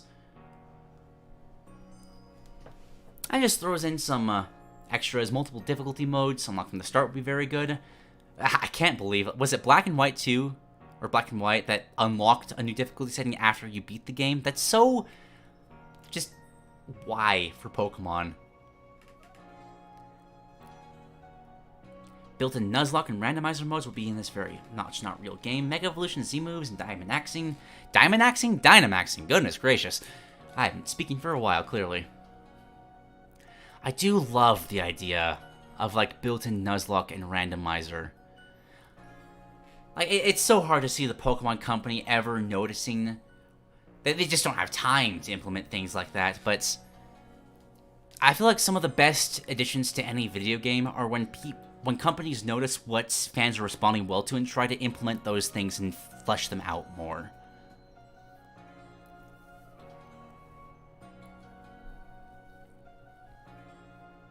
Could share more about the story, but doesn't want to drag it on. I'd be interested in hearing it. Like, obviously you don't have it here, but, like, I'd be down to see her. Just ends off by saying that they like Pokemon but don't love it anymore. Wishes they could modernize at least a bit, prioritize a bit of quality over quantity. Maybe skipping a year would help the creativity and the quality of the game. But that doesn't make the money, so it will never happen, which is sad. That's why this game concept doesn't do much. It doesn't have to. If Pokemon just stopped and thought about their games for a second, I believe we could have some legitimately good experiences on our hands. And like that basically just parrots how I feel about Pokemon to a T. Like, it's hard not to like Pokemon. It's just naturally charming, but, like, man, it could be so much more. And ideas like this, like, just gotta showcase that.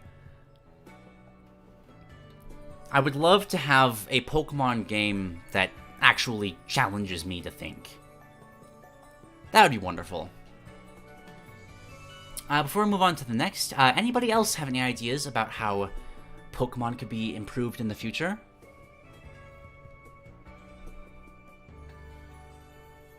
Venture would like to see more Mega Evolution and Gigantamax forms.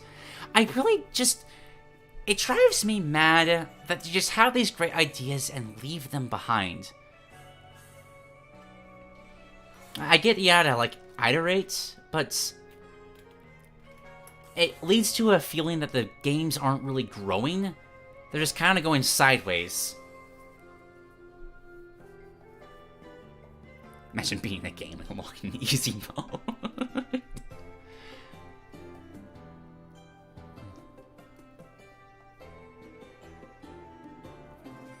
Hold on, let me grab some more water.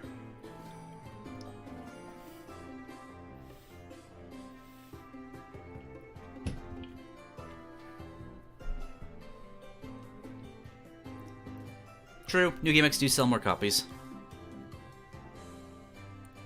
Send the entire franchise over to Toby Fox. I would not do that because I want him to finish Deltarune first. But yeah, he'd have fun with that.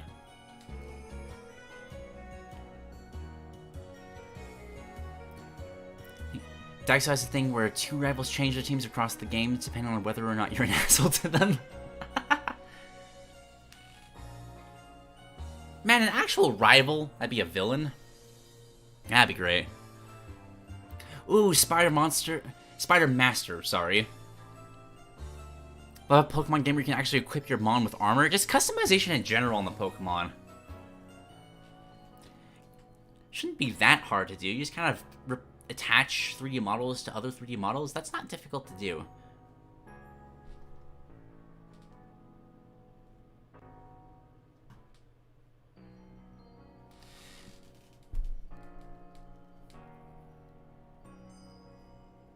Original Star Wars is a champion. Ha! Nice.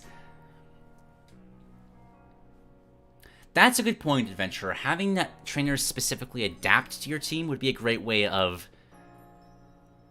like, fleshing this out even further. Especially if it's, like, narratively focused, like, oh, hey, people are noticing that you're an up-and-comer, so they're preparing to challenge you by trying to counter your strategies. That'd be great for, like a Pokemon MMO.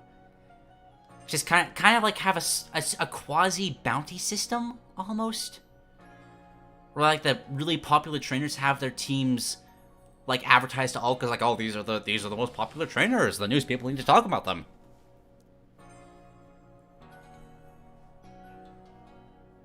That's just a lot of ways that can improve Pokemon. I hope someday they get around to doing it. Alright, let us move on to our fifth concept of the day. This one had me just straight up triple checking for a second, because it's not something I would ever think of in a million years. But you know what? It caught my attention, so why not? Let me grab the link real quick. Switch up the music. I grabbed the Deku Palace from Majora's Mask because it's the only thing I could find with a tambourine.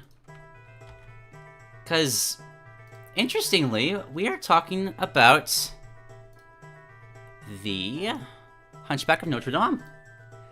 So what if Esmerelda was in a platform fighter? You know, why not? I'm down. So Disney, they have plenty of characters to choose from, between greedy mice to perverts on ice, and even a bear after buying out Fox. And before them too. Not to mention the plenty of other Disney movesets out there. I guess this leads to the character. She's a character so popular during the original book's run that the initial theater adaptations were named after her. Esmerelda, from the Hunchback of Notre Dame. So, a little backstory on a character from, honestly, one of my favorite films as well. Notre Dame is amazing.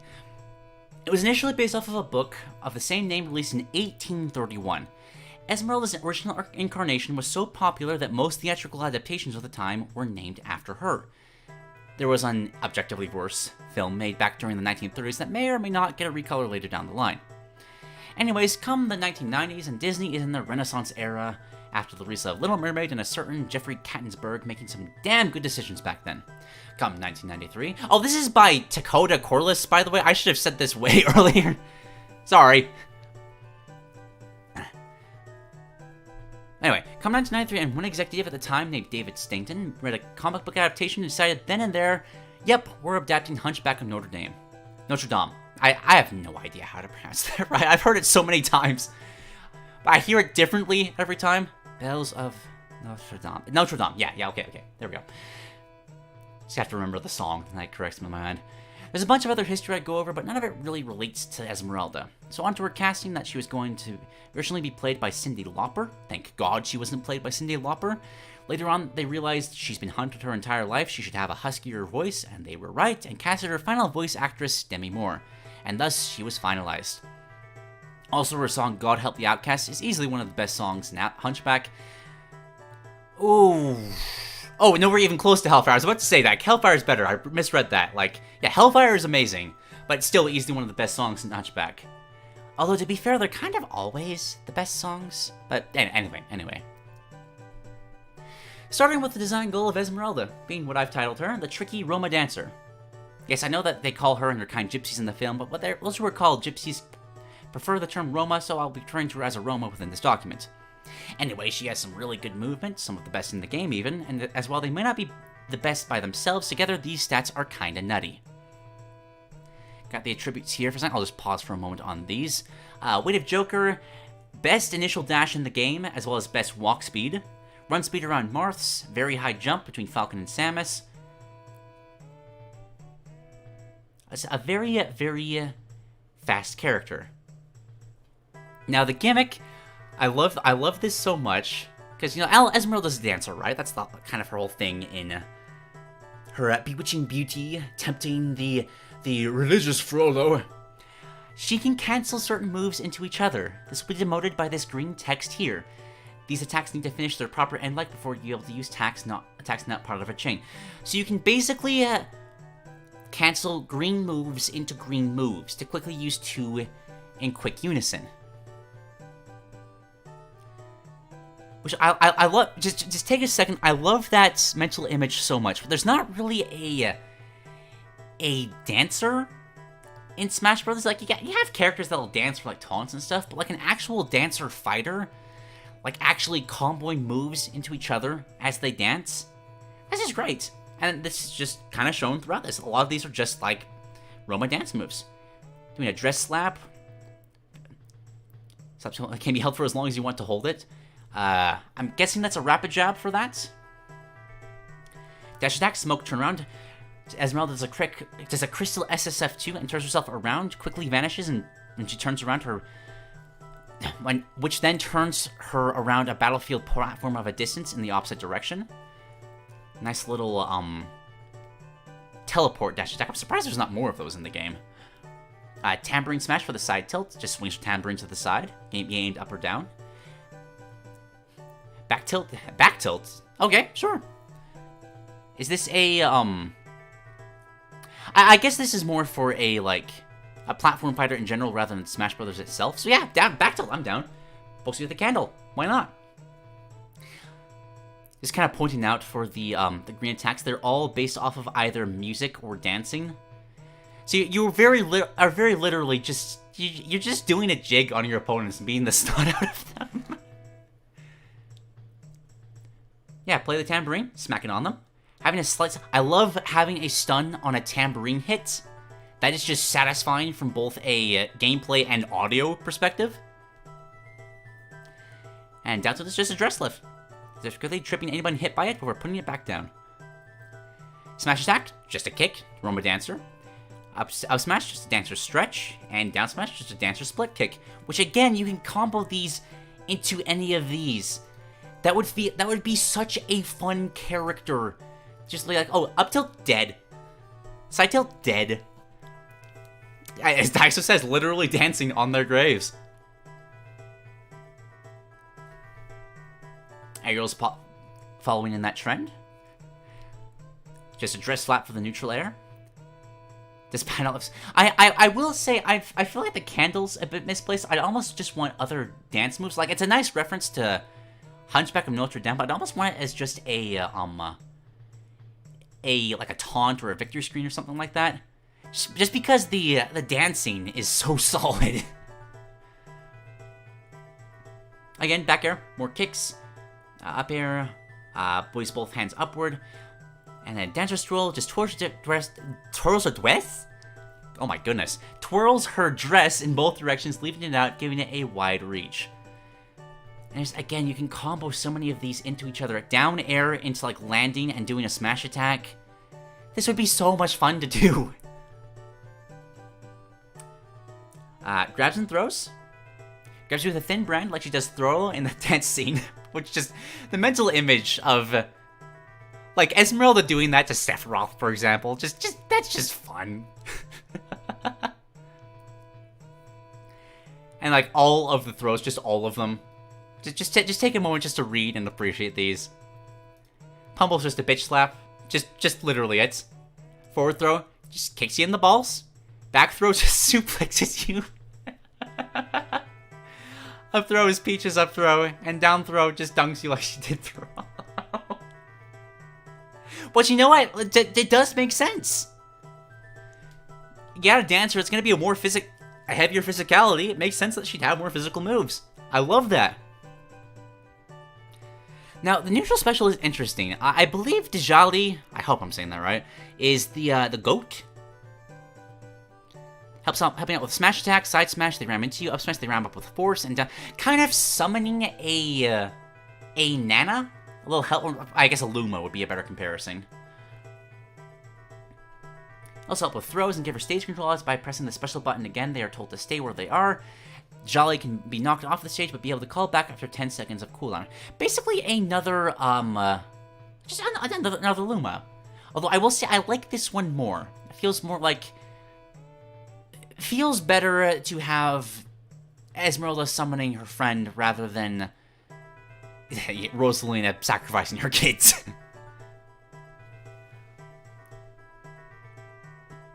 Oh, that's true. Kind of obvious, but like, yeah. Shout out to whoever made the template for these movesets, because this is the same template as Lava's. Apparently, Lava made the template, so yeah, well done to Lava. Side special is a wonderful mental image as Esmeralda rolls on the cage. That the old guy that is just the I'm free before getting captured again. That is a very fun both a gap closer, and I guess you could just jump off of it as a projectile. Yeah, that's just fun. Up special is Smoke Screen. She teleports with the power of the cinematic smoke screen. She can angle it up to 5 directions up to the side and 1 direction down. This also stuns. It also works on Djali. And then down special is the Tambourine Jam. She will play her tambourine 3 times, attracting anyone nearby to be stunned. Perfect for mix-ups, as the stun will allow her to do a lot of mix-ups. This is also recovery mix-up. The animation can cause those stun-based attacks to face Esmeralda regardless of which direction they were facing earlier. This also calls Djali back to Esmeralda. I really like this idea, as well as, like, just that kind of... how do I put this? The allure of a bard distracting enemies. It shows up in a lot of different games, but not nearly enough. I just love this idea of like, hey, we're playing music, everybody stop whatever you're doing and listen to me. It's great. And final smash is just the Court of Miracles. Summons the entrance to the Court of Miracles, which leads to Cluppin singing about how those caught in the cinematic are about to get executed. Then they get hung from the first person.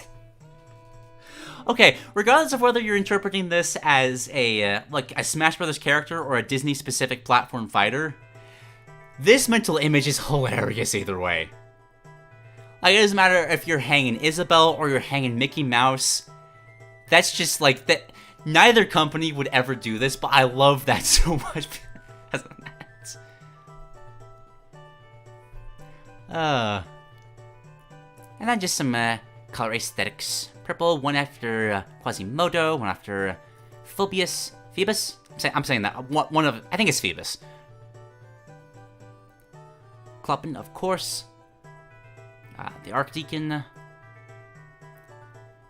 I would like if this was a, not only just a reference to the original painting, but like a grayscale as well. Well, it would be a grayscale if it was interpreting the painting, obviously. It'd be also just a nice way to reference, just classic Disney. Costume in the dance sequence, of course. And her Sanctuary outfit. And that is just a bunch of extra things here. I'm not gonna go over the extra... Actually, I will go over the Kirby hat, just because imagining Kirby with Esmeralda's hair is very happy, making me very happy. Alright, let people... So, what do you guys think about Esmeralda? I see Takoda interpreting it as both the Smash character and a... hold on, I want to... shout out to the commenter Rhyme Time Town as well. I remember seeing a comment about a Disney Smash platform fighter. Because, like, it really is, like... Of all the big companies that could do something like that, I feel like Disney is the most obvious one like, try next.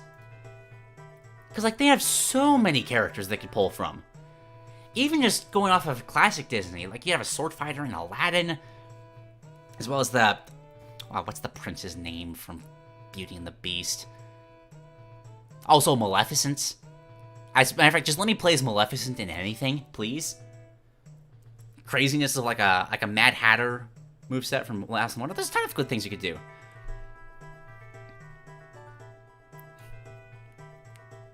Yeah, BC-Omix says she is the goat. But yeah. I need some more some more water. Spider-Master says, is it weird to say that this is their favorite Smash moveset yet? Not at all. Sometimes it's those weird out-of-left-field picks that just grow on you immensely. And having a sort of borrowed dancer character is something that Smash Brothers is desperately missing. Like, there's you can make a fighting game entirely out of bards. In fact, I'm pretty sure that's already been done. Like, there's so much, there's so much you can do to it, and the design is naturally appealing, both from an audio sense, both from a visual sense. Like, there's a reason bards are, like, the protagonists of any, like, D&D group. They are the favorite characters of whatever media feature they are shown in. People just like music. Oh, Kindred and Company. Miguel and Tilio from Old El Dorado or DreamWorks, but, like, I don't care where they appear in. I would play as them in anything.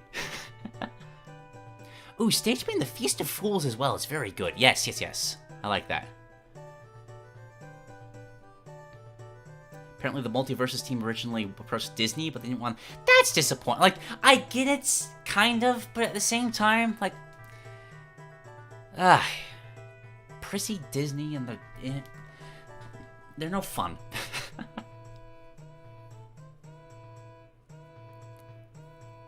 Wait, hold on.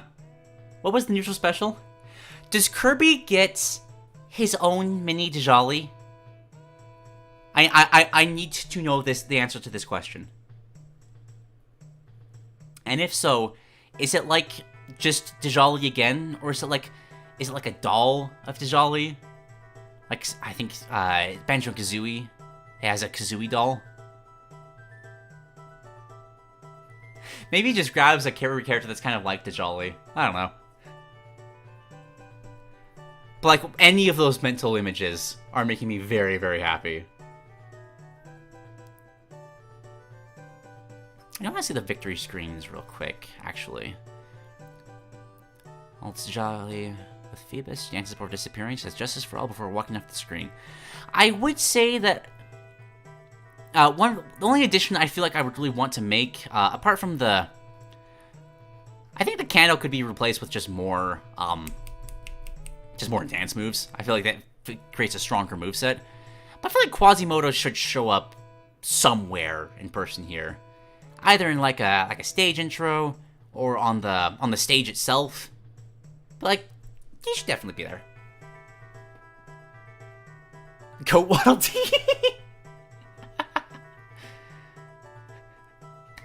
It's Tiny Waddle Dee dressed as a goat. That's my favorite thing from this stream so far. Somebody please draw that. That's great. Alright. So yeah, that is Esmerelda. Not the last thing I would have expected, but still, very fun. Okay. Next up, let me move on. Get some Capcom feels in here with Ryu's theme, as today we are talking. Get this set up. About Nintendo versus Capcom. Something that's like Grief and Golem. I have a hard time understanding why that hasn't happened yet. Like, you'd think it'd be obvious, but it's just... No? Sure? Okay.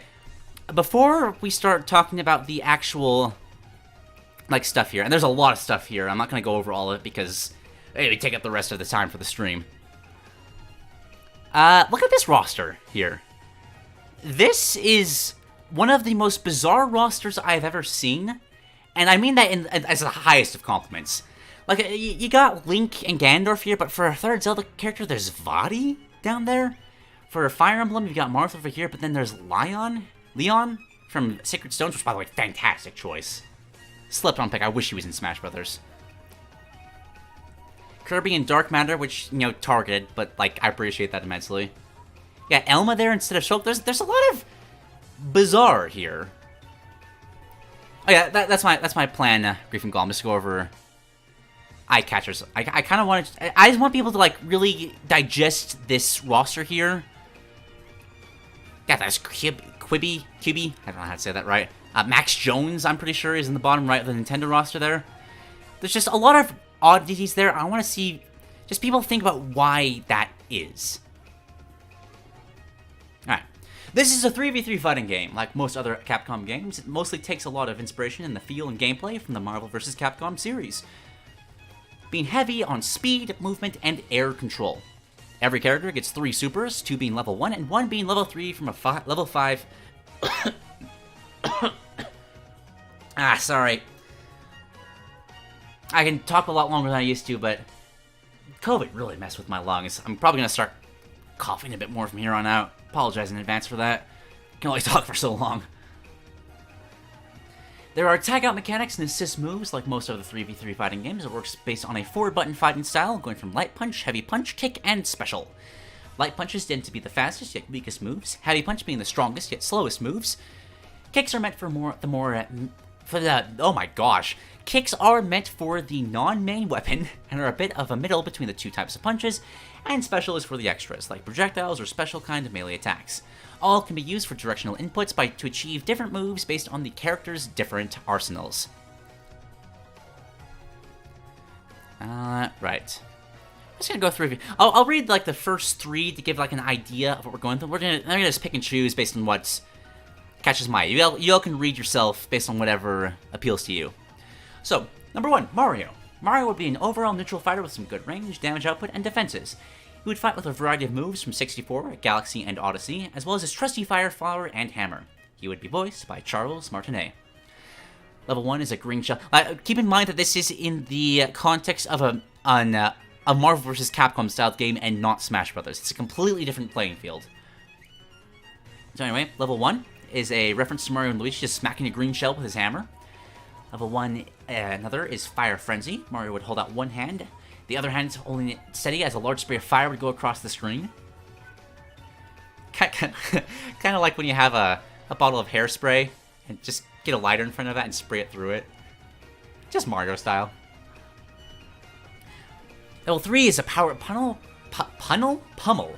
Mario holds up a question block, pulling it close as he does a dashing leap forward, leading into Mario duplicating into from double cherries, each one dashing by with different invincibility-based power-ups, before ending off with a final step by a Mega Mushroom Mario.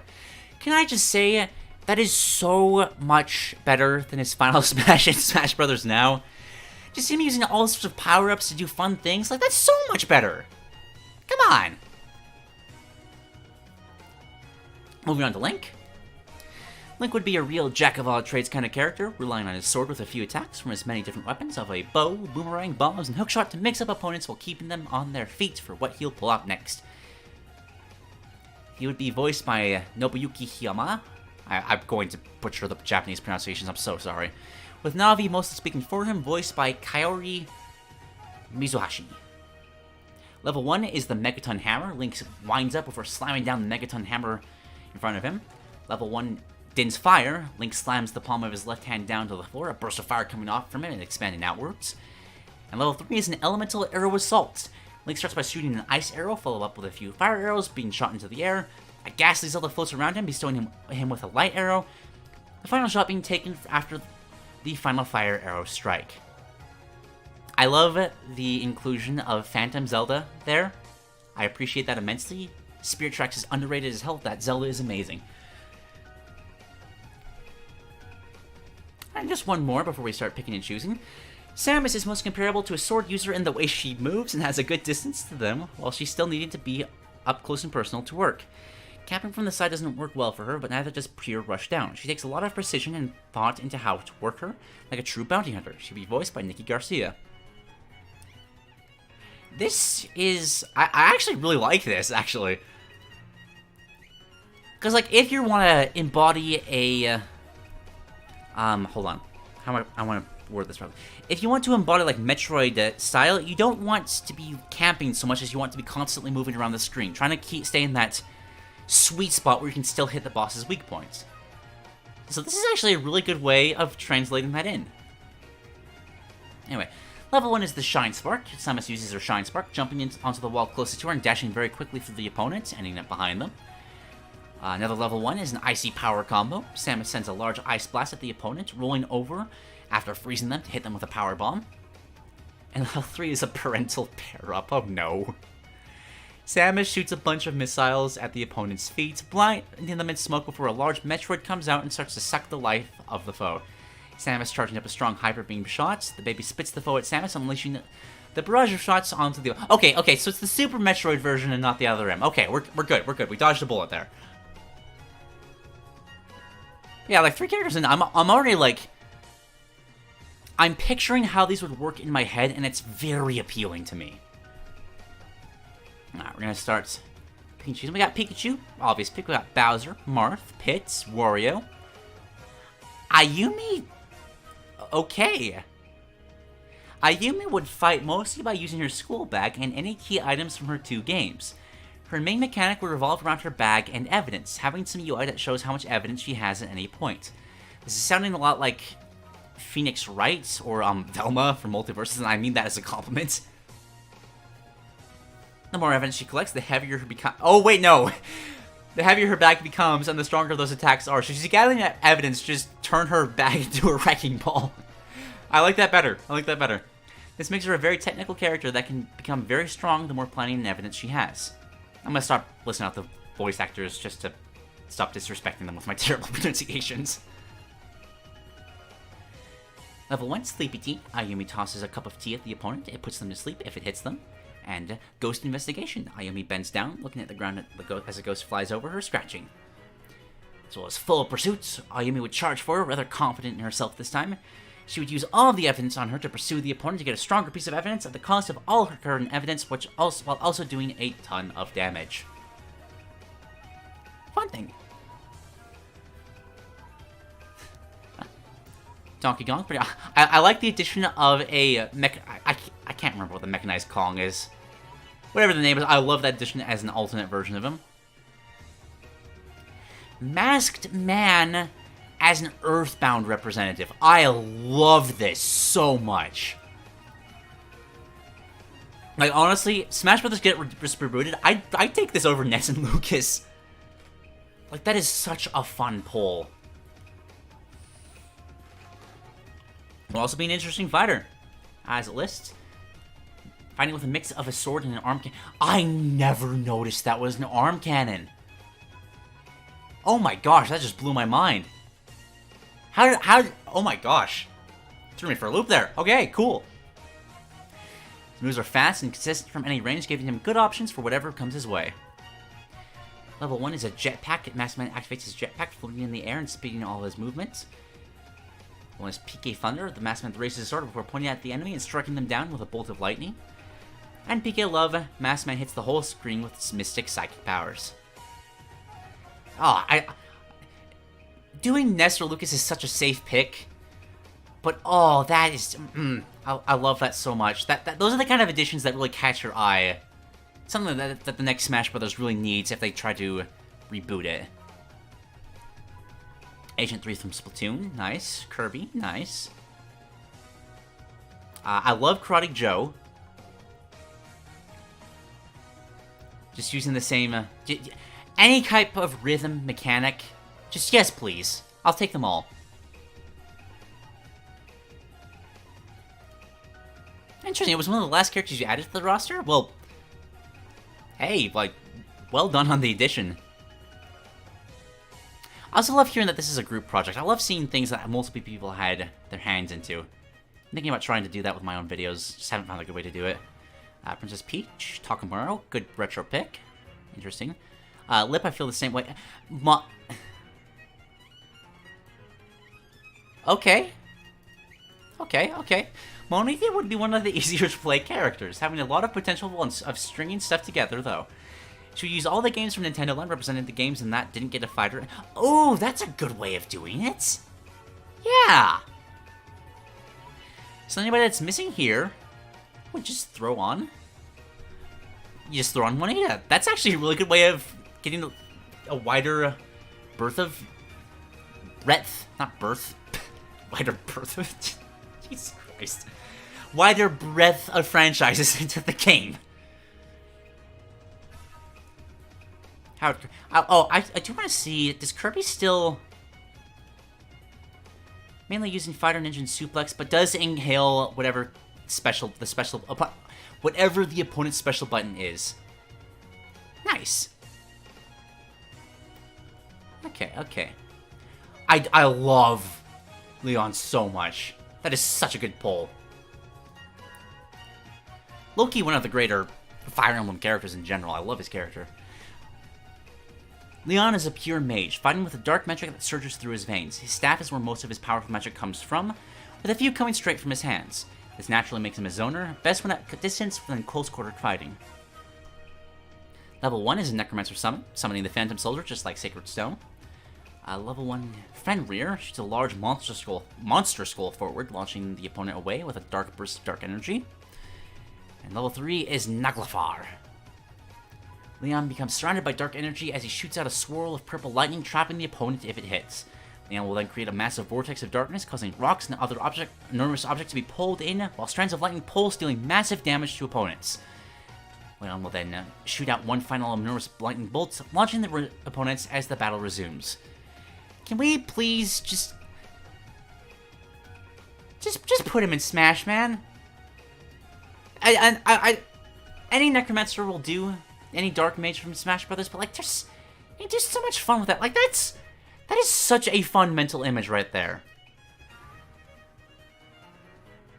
Such a good choice. Yeah, exactly. He's one of the few Fire Emblem villains that don't have an evil man syndrome, and it makes him so much more compelling because of that. Ganondorf as the arcade boss? Makes sense. I mean, I guess... Well... No, I'm down for that. My first reaction was Bowser, but I think... Ganondorf... Bowser's too goofy. I'll put it that way. Ganondorf fits more for that super intimidating... But Duke doesn't have a sword. How can you work in Smash? It's sad because it's almost true. Alright. And all A1. Could someone explain to me A1 real quick? I'm not quite sure how the... This is just, are these alternates to characters? Check the roster real quick. So the Mario alternates to the League.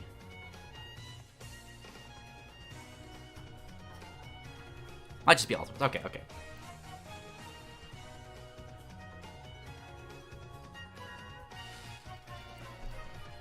Do you like the Dark Matter pick? Again, Pokemon Ranger is an interesting candidate. The Pokemon Ranger fights with their partner Pokemon of Minin and their capture styler.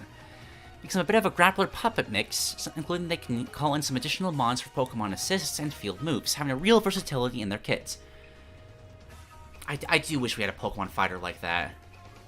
Oh, DLC passes. Okay. There we go. That makes more sense. Level 1 Tackle. The Ranger points forward to Rhyhorn charging from behind to tackle the opponent away. Another one is a partner pulse. Tosses their Puzzle Minion at the opponent, then grabs onto their face and releases a discharge. Level 3 is Manaphy Blessing. Manaphy hatching out and going to attack the opponent, trapping them in an Aqua Ring.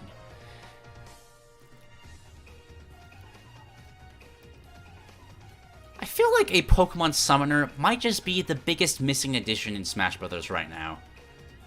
Like, I get why it is. It is harder to do in a platform fighter, but that's why it works so well in a Marvel vs. Capcom kind of setting. I really like this. Penny Krygard, interesting. Andy is a summoner. Yoshi, of course. Isaac, of course. What is... I love Vaati. so much. I would not have expected that, but I love it. It's so much dark magic. I love the focus on spellcasters here. Vadi's a dark mage that relies on both evil and wind magic to trip up foes. He uses the many different attacks from his few boss fights, having screen-covering yet slow-moving projectiles for the most part, so that are meant to stop anyone from getting too close. He would be voiced by someone new. Level 1 is Stone Blast, Dark Blast of Stone. Level 1 is Vadi Reborn, becoming the Reborn, which is the, No, that's not the transformation, that's the next one, because that's the demon self in a swarm of bat-like darkness before slamming down on them with his long arms. Could you guys give me 1 second? I can hear someone knocking on the door. I'm gonna be right back. Give me like 30 seconds. Continue reading the document while you're at it.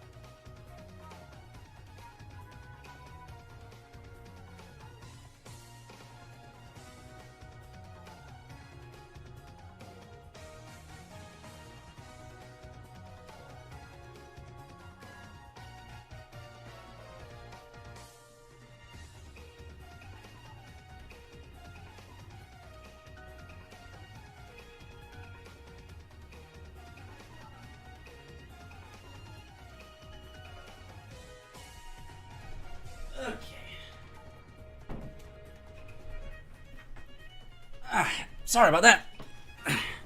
Just a neighbor asking to borrow something. I am back. Okay, continuing on. We got Captain Falcon. I do feel like a fighting game without Captain Falcon in the base roster is going to get called out for that. But that also makes him a very just profitable candidate to make a DLC fighter. Still fun. Codename Steam? Okay. Stovepipe fights as a mostly keep-away fighter with a few get-off-me moves to move himself or opponents. He fights with his steam gun and drill arms, mostly relying on his gun though. He also runs completely on steam, needing to recharge his steam to use some of his attacks. Level 1 America's Bird. Stovepipe points forward as an American flag pattern bald eagle flies at the opponent. Double drill. Stovepipe puts both thumbs together. Both hands become drills as he dashes forward and hits the opponent. And Abe.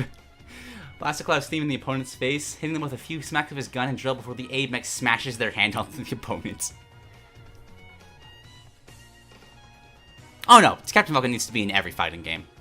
Any game without Captain Falcon is just missing something.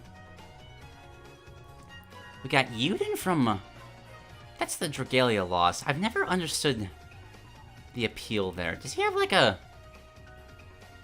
it's just a sword fighter. I mean, it's an interesting take on Nintendo's history, but... maybe that's just mobile game prejudice from me. I don't know. We got Elma. I do like the Elma pick. Xenoblade Chronicles X is so underrated. Like, it has its problems, sure, but like that world is just nice to live in. Got Mark Rider, how does... I need to know how Quibi works. The trapper character setting up different blocks and block types to trip up an opponent, to trip up and damage while he is away. His up-close attacks are all meant to keep opponents away from him, not being really equipped to fight one-on-one. He's up putting a block in front of him to stop the laser from the other side. Okay. See, Spiky's falling around, crawling towards the opponent and towards the enemy's front. So kind of building a moveset both off of the just the gameplay of it, but also the obstacles. That's interesting. He will sacrifice to fully heal his teammates. Oh no! Level 3 is literally just... be good. Goodbye. Change the world, my final message. Oh, he turns into a dragon! Okay! Bit cooler. Still not really feeling them, but that's better. And then Mike Jones. Okay, Capcom side. I might skip over a few interesting picks just because I don't know them. Like, I have no idea who Son even is. I don't even recognize the... Of course, you got Ryu, you got Dante, Amaterasu, Akuma, the Arisen. I reckon... Is this Dragon's Dogma?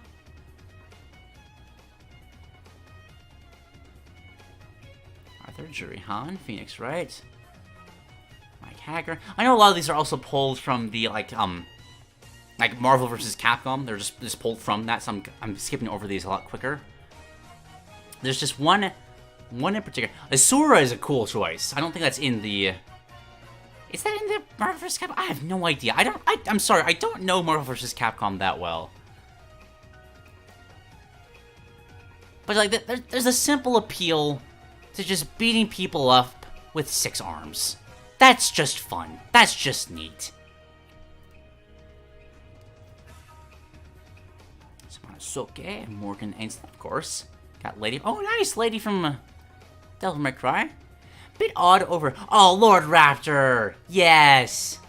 I was just editing the Design Dorks for last month. We had a whole tangent just praising Lord Raptor because Peter played Vampire Savior last month. Such a good character design. Such a good character design. And Dyson as the boss, of course. Got Nero as a DLC, but still no Virgil. You know, I'm okay with that. You can't have the great characters in every single one, otherwise things get stagnant. You want for rosters like this, you want to mix and match as you go. Albert Risker, Zack and Wiki, okay. Tronbon, yeah. Edward Falcon. This is the one I wanted. Freaking Brachydios.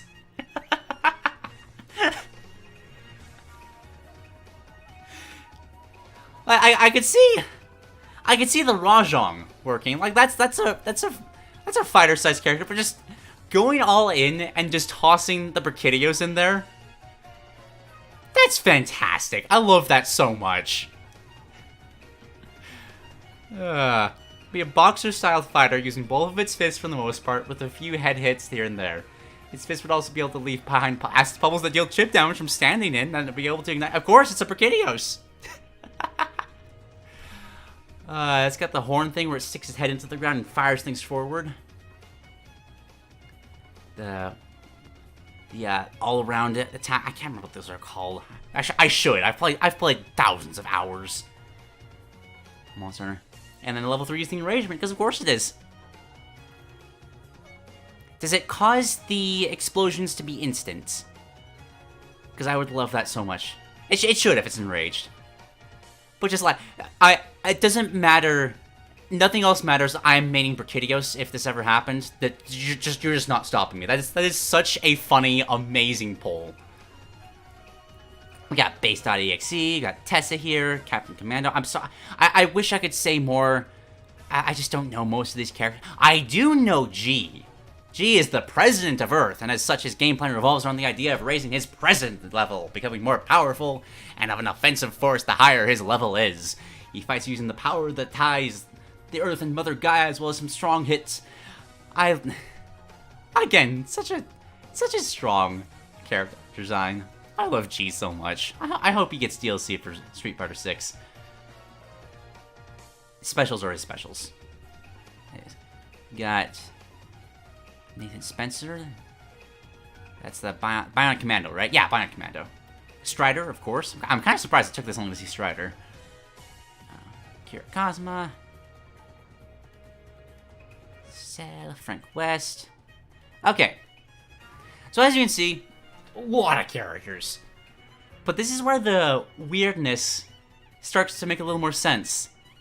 Because the characters all have rivalries, right? It's Marvel vs. Capcom kind of setting. So characters were chosen in a way to give each other interesting rivals. Anime Tachibana doesn't make much sense, but then you realize that Phoenix Wright's on the other side there, and all of a sudden it just clicks instantly. Masked Man and Zero is brilliant. Kirby and Mega Man is hilarious. Like, there's so many good ideas, just good, good mirrors here, good comparisons that... I will admit, I was kind of just feeling like, oh yeah, this is fun, but then seeing how much thought was put into the, just the different pairings just instantly clicked with me. I love this so much. Where's my favorite one? Monita and Lady being rivals, that's hilarious. Dark Matter and Albert Wesker as well. But my favorite one... Yeah, there it is. Yoshi and the Bracketeos. I'm just imagining, like, Yoshi being alright. Okay, yeah, getting ready to a fight. He's been in Smash Brothers before. He knows what kind of rivals he's going up against. And, like, then just the other fighter enters. And it's just this 15-foot tall dinosaur with giant exploding boxing glove arms. Just the horror that Yoshi would have to go through. Oh, I love that so much. It's so good. It's so good. But now, I haven't even gotten to the best part of this concept. We've saved the best for last, because at the end of this is the story mode bosses, and all of these are amazing. First one, Monita from Nintendo Land has been corrupted and infected by the Sigma virus from the Mega Man X series. She would play mostly the same, but her attacks would have some new effects to them to make them look more cybernetic rather than cutesy. She's also getting a few new attacks, mainly slashes with her claws rather than simple punches she had, as well as an infection attack that infects the player with a poison effect, infecting them with the Sigma virus. Leon from Fire Emblem would have been mutated into a tyrant from Resident Evil after being betrayed by Wesker. Most of his moveset would be swapped out, attacks becoming more of a brute force fighter, him having stronger physical attacks, but also keeping his magic special inputs. It would be a major change to throw off opponents from the fight to happen right before this. Juri Han from Street Fighter would play mostly the same, with a major difference being her attacks now have an inky black look to them. After all, she turned Dark Matter from Kirby into her new cybernetic eye for this fight, so it would lend its power to her. As well, she gets some of its special inputs for releasing smaller Dark Matters to the opponents. It would be to give the boss a few new mix-up options, and to help her mostly keep away playstyle she can have. Sorry, I'm starting to trip over my words a lot here. I've been speaking for a while. And this, I'm like, look at this. Just, it's Amaterasu with Giovanni's Mewtwo armor. That is just, one of my biggest complaints with Smash Brothers is that it doesn't do enough to, like, cause worlds to collide. This is doing that in spades, and it's amazing. Amaterasu having been taken over by Giovanni from Pokemon after he applied the same armor to her as he did to Mewtwo. She'd be faster, stronger, be able to power through attacks, and all of her attacks would have a psychic flair to them. She'd be a tough final boss, but one able to be defeated with good team synergy. And, like, what a final boss! That's so cool! That is so cool! Ah, oh, whoever came up with that, I love you so much. But yeah, I know it's a lot. I can't go over all of it because, like, obviously.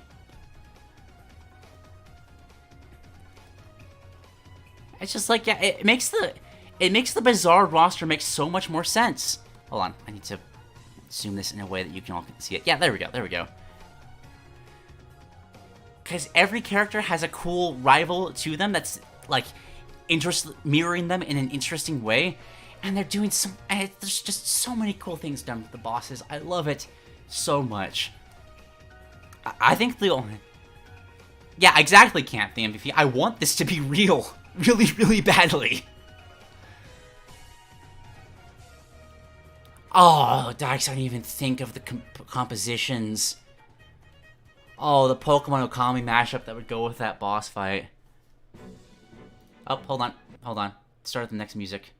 For the next thing. We'll just pause the music for now. We'll kind of chill for a second without the music for a bit. But yeah, Fire Emblem Resident Evil musical mashup. What were the other ones? That was it was Nintendo Land and Mega Man, sure. And Street Fighter, and like a 0-2 mesh with Juri's theme. That would be wonderfully amazing.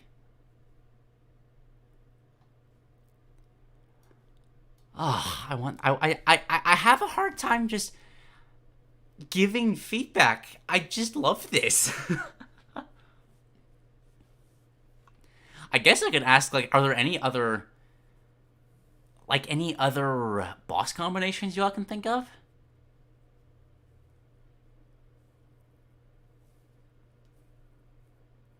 Maybe combine the cybernetics of Masked Man with another character.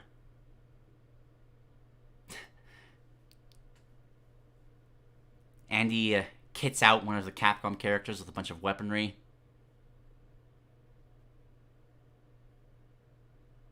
You thought you were afraid.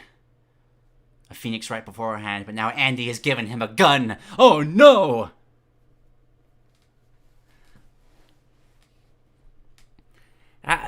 This is kind of a hard thing to give feedback on because it's just good. Oh yes, Malice Virgil, Bowser Astaroth. Yaku gets the Triforce.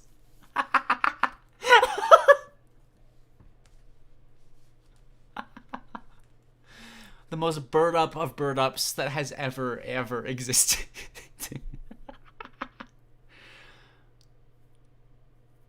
Oh, don't do that. It's like Brachydios with anything, really. Attach anything, just anything from Nintendo's lineup, and slap it onto Monster Hunter, and I'm going to love it. Captain Falcon powered by the Power Stones. Oh, no one could survive such devastating manliness. All right. This was very fun. Thank you for sharing this, Grief and Golem. I enjoyed it immensely. Okay. Let me get the next one set up. We'll let the melee theme actually start playing now. Let me share this. Copy link. Toss this into... this one is actually something I have covered before in Peasant's perspective, but I did so in the formats of the edited videos, and I didn't really get to it as much as I wanted to. So, let us take another nice look at the good old GameCube controller by Camp the MVP. The GameCube controller, the old faithful of Smash Brothers. This controller's existence since the early 2000s has been a gateway to many magical gaming experiences, mainly Smash Brothers, since they have the audacity to bring GameCube controller support to every new entry since Melee so far. It's become a symbol of the Smash Brothers community, mainly through its competitive scene. So, figured, we can have this thing give this thing the respect it deserves, everyone knows Nintendo won't, and make it the wackiest of wacky characters. It's alongside using some other integral integral tools of modern Nintendo history will wreak havoc on the roster. Note the basic attributes there. Fairly light, decently fast. Just the idea of this thing dashing forward, just this little handheld spinning its little legs. Goals of this playstyle is that there is more than meets the eye. It seems too simple, weak, and non-threatening. It's a controller, but if you're willing to dismiss it, it will kick your butt. Imagine the literal king of evil losing to this controller. Be afraid. Be very afraid. Goal 2. Fill its moveset with a Nintendo fan service, but make it sensible. While the GameCube controller is certainly amazing in its own right, there are a few other Nintendo accessories that will be integrated into the GameCube controller's movesets. Accessories such as from the GameCube to the Switch era, since we have a bunch of representation for classic Nintendo with stages, music, and characters already, and it's a throwback with modern touches so as to not limit its capabilities to just the era it comes from. The specials are designed to be based on all 4 eras mentioned, with the rest of the moves are based on the anatomy of the controller or include the functionality of other controllers. Number 3, its anatomy needs to make sense. Knows for a fact it's going to be hard to visualize how a controller can fight, so let's get this out of the way with an effective chart as well as to see its size compared to the everyman of Smash, this being Mario. So you got these prongs will be the feet, the wire is an arm, and it just kind of waddles around to attack. Controller will not be as animated as much of the cast. In fact, most of the established anatomy will remain more stagnant, except for the wire and the button's analog sticks. You are very literally fighting a stiff controller. That is hilarious. That's how it would appear in-game, just a little shorter than Mario. Number 4. It is an all-around character that's fun, simple to pick up, and hard to master. With its unconventional weapons and outstretched wire, it'll take on the competition with a variety of tools most of the time. The controller helps contribute to a fun, more unconventional, and therefore Nintendo experience. Helps make the task simple for the player to understand, and it's hard to master when presented with a more complex game. These attributes will be seen within its moveset to give it more of an identity, with the moves it uses being great on their own, but better when meshed together. Like how a video game tests your knowledge of your skills and your ability to use them in conjunction with each other near its end. It's all around, but as the controller's philosophy, no matter what the console is to be able to be used by anyone. Alright, grab a sip of water real quick.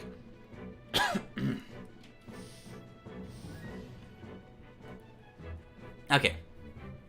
With these more balanced characteristics comes a cost.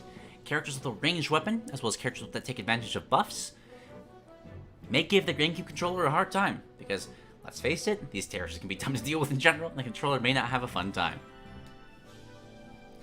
Jab is the prong button mash. The controller strikes with its left prong, then the right, then gets up close and uses the A button in place of punching in the opponent's face as a rapid jab. So you're literally just mashing the button into their face. Hilarious. Side tilt is a wire whip. Basically, Simon's forward tilt. Fairly self-explanatory. Up tilt, wire whack. Again, fairly self-explanatory. Just slapping the wire upwards. Down tilt is the prong poke. It swipes the right prong while lying on the ground. Can't trip. I love the inclusion of animated GIFs here. It really helps just visually picture just, okay, exactly how the moveset is functioning. Dash attack, face button plant. It falls flat on its front, hurting the opponent with the slam and dealing extra damage since it's poking them with its analog sticks and buttons. I would also be down for Rage Quit. Just throws itself into the abyss. But that works too. This, but much faster than DDDs. Neutral air, just a control spin. Spins in the air a few times. Forward air is a Wii Remote swing. The controller swings a Wii Remote in front of itself in a downward arc. I am assuming this is using the wire as like the arm that is holding the controller, correct? Up aerial is a Joy-Con juggle. The controller flicks with a Joy-Con in an upward arc. Similar to...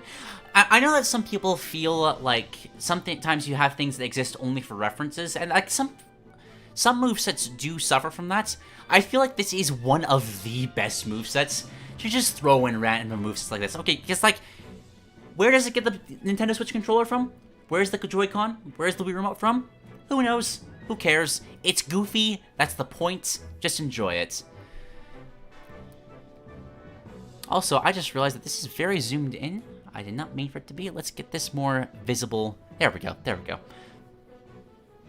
Maybe one more in. Hold on. There we go. Okay. Down aerial. Gamepad smack. The controller flips and swings a Wii U gamepad downward. Can spike. Nothing's more embarrassing than being spiked by something related to the Wii U. Oh, and I skipped the back air. Just flicks the nunchuck like, well, Simon's whip. The GIFs make it just come alive. I love this so much. Front floor attack, it chops forward with the port end of the wire. And back floor, whips the wire backward. Trip floor. Another nice thing about this moveset is just it's so easy to envision because of the inherent simplicity. Like, oh yeah, how does a GameCube controller? Let me pick up my GameCube controller. Oh yeah, that's easy to picture. Sure. There's a very... How do I put this? There's a very low barrier of entry to understand how this is working. Trip attack stomps with his proms, and the edge attack it kicks forward with his right plong. Prong. Side smash is a Wii remote swing.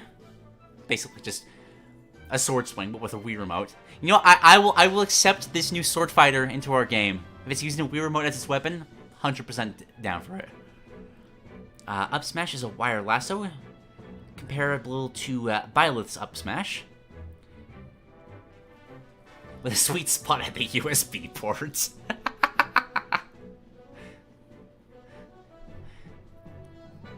And the down smash is the Joy-Con click, yes! Just slaps on the Switch console, clicks both the Joy-Cons on, smashing them down on both sides. Love it. Alright, grab is a tether grab, of course. Kind of has to be. Strangles them with... It has a tip of... I love how everything up here is just like really charming, really cheerful Smash Brothers gifts. And you just got someone getting garroted. Yeah, but sure. On one hand, we have Snake, and the other, the GameCube controller. Each equally effective assassins in their own businesses. Forward throw is the cursor toss. The controller uses the hand from the Wii to pick up and toss the opponent forward. That's fun. Nice little reference there. Up throw is a wire whiff. Use its wire to toss the opponent upward. Cursor punch for the back throw. Controller uses the Wii U cursor to throw, then punch the opponent. Kill throw. And down throw is the rumble feature. It stands on them and just rumbles violently.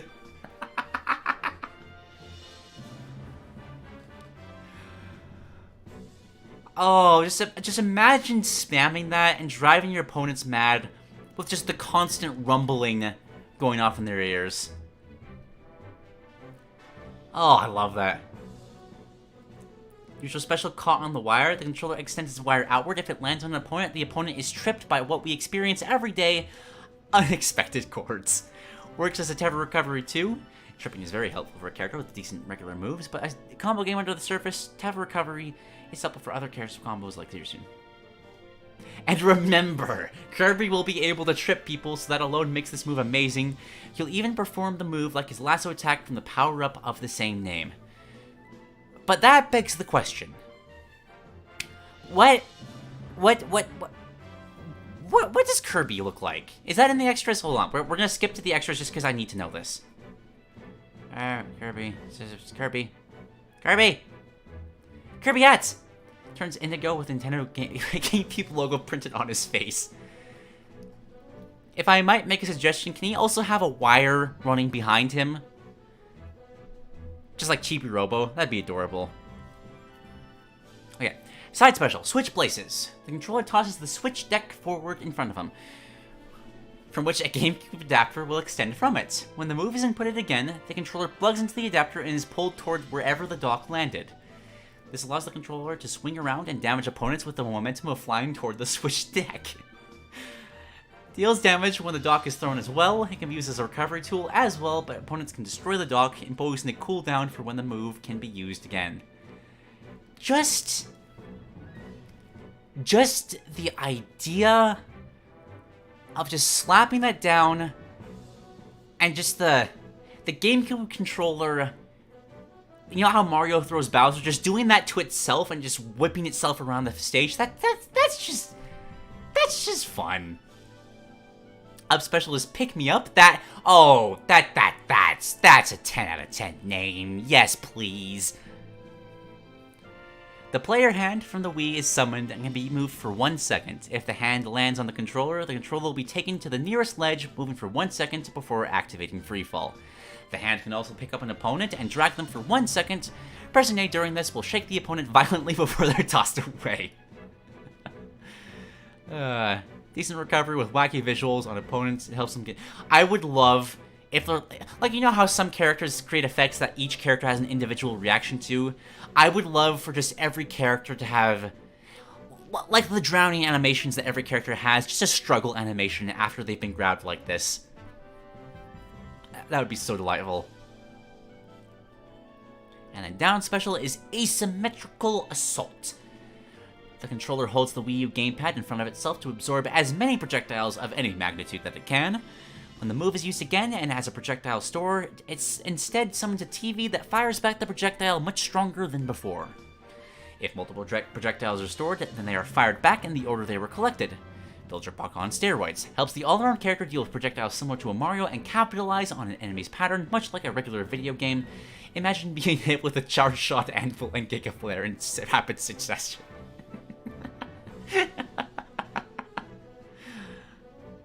That is horrifying, but I love it.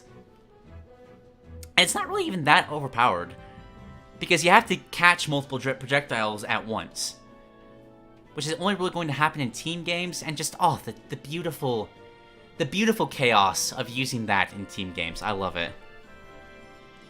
And, like, of course, GameCube startup. The controller puts out a GameCube console in front of it, which will open its disc compartment and try to suck someone in for 3 seconds. If caught, the opponent falls through a dark chasm and lands on the ground, and the GameCube intro begins with the opponent's stock icon placed on the moving cube before ending it with the iconic slam. The opponent takes damage through most of the cinematic, and if they are at over 100% damage, it's an instant KO. That is wonderful. I love it so much. And gee, I wonder what the alternate costumes could be. Like, where could they pull alternate costumes? You got the black, you got the gold, you got the silver, orange, teal, the classic Mario, and of course the Smash Brothers logo. I'm going to go through the extras here just because this is short, and it's just funny and interesting how the GameCube interacts with the world. Stage entrance is just unplugging itself from a console, walking on its two prongs, sprinting on its 2 prongs, springs up with its prongs, because of course. Double jump is whipping with its helicopter blade.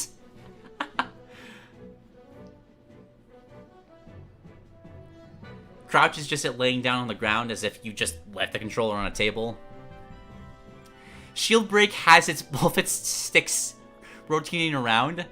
That's hilarious because it's almost like it's trying to resist the shield, like it's trying to mash to get rid of the shield brick itself.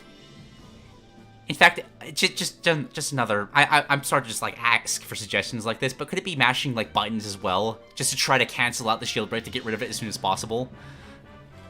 Just because that'd be really fun.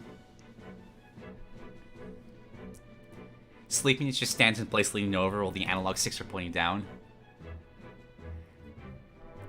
Does the GameCube entrance with All-Star KO?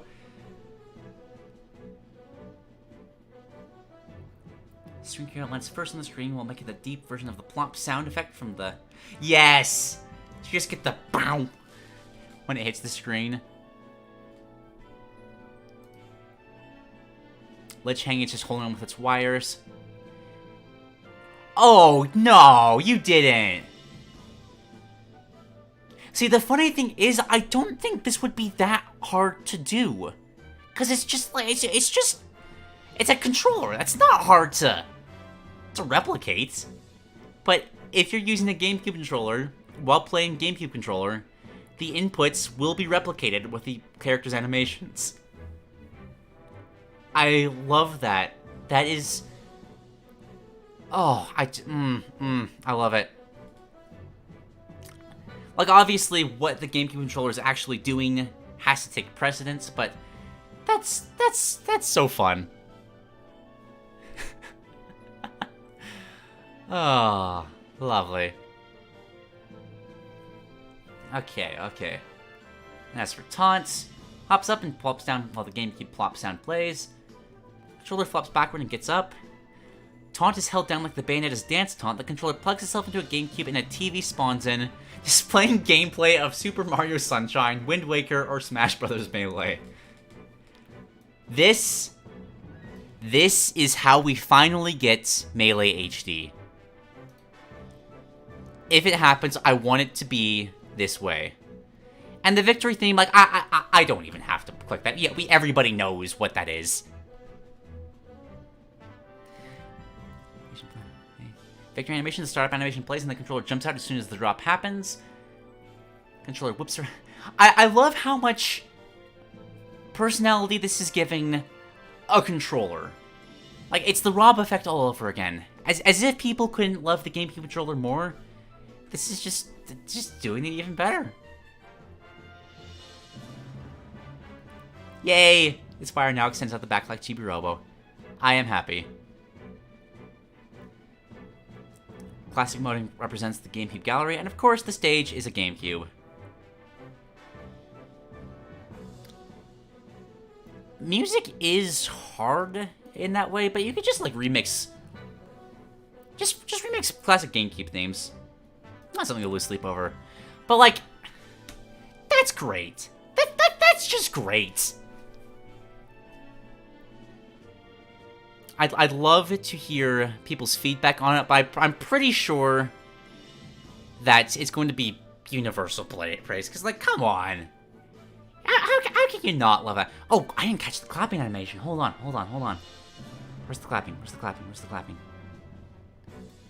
While it was running on its pong, it's stuck in one place. And the analog's buttons. And a few buttons missing.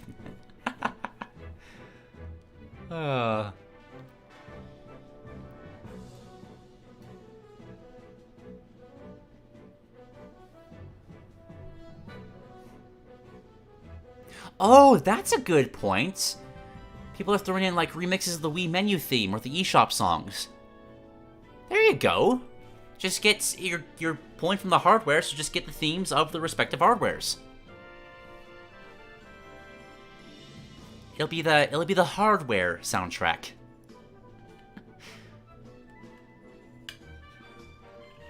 Adventurer says this is peak Smash Brothers. It really is. Game says Master. I'll check those out real quick. So I know we have one more, and I'm already over the time that I set across for this, so I really want to get to that last one I set aside. The channel will take place on a giant Nintendo GameCube that floats in space, minus the Mario Kart branding and glass walls. There is one flat surface with no platforms, but the console provides walls for fighters to bounce off to recover. Alongside the space facade, grainy footage of the menus from various Nintendo consoles will be displayed in the background because it's cool. Yes. Oh, yes. Literally just a nice showcase of the history of Nintendo's hardware. That's delightful. Yes.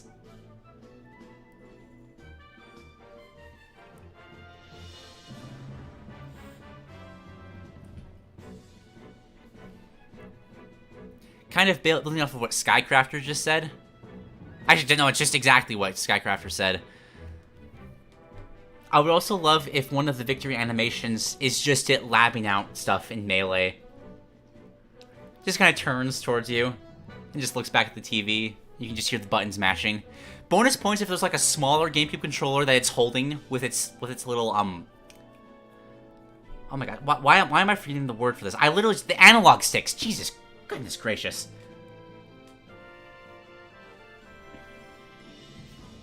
But yeah.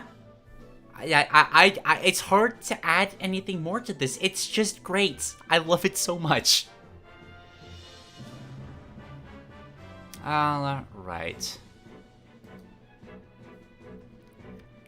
We do have one more set aside for today. Let's grab this.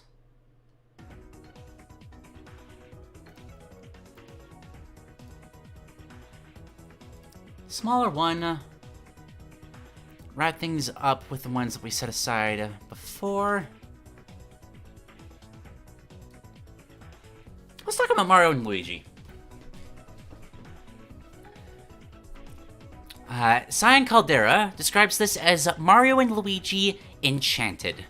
Now, this game might be a tad meta or fourth wall breaking, but they were thinking that someone literally resurrects someone someone being a copy of Mario plus Luigi. They put the cartridge in the Nintendo Switch, boot it up, and the game is reborn. but before anything else, I love this idea so much for rebooting old series. Like, literally just finding the old games and, like, just plugging them in and bringing back the characters. The more fourth wall meta breaking, the better, especially for, like, the Mario RPG settings that do so well with that kind of format.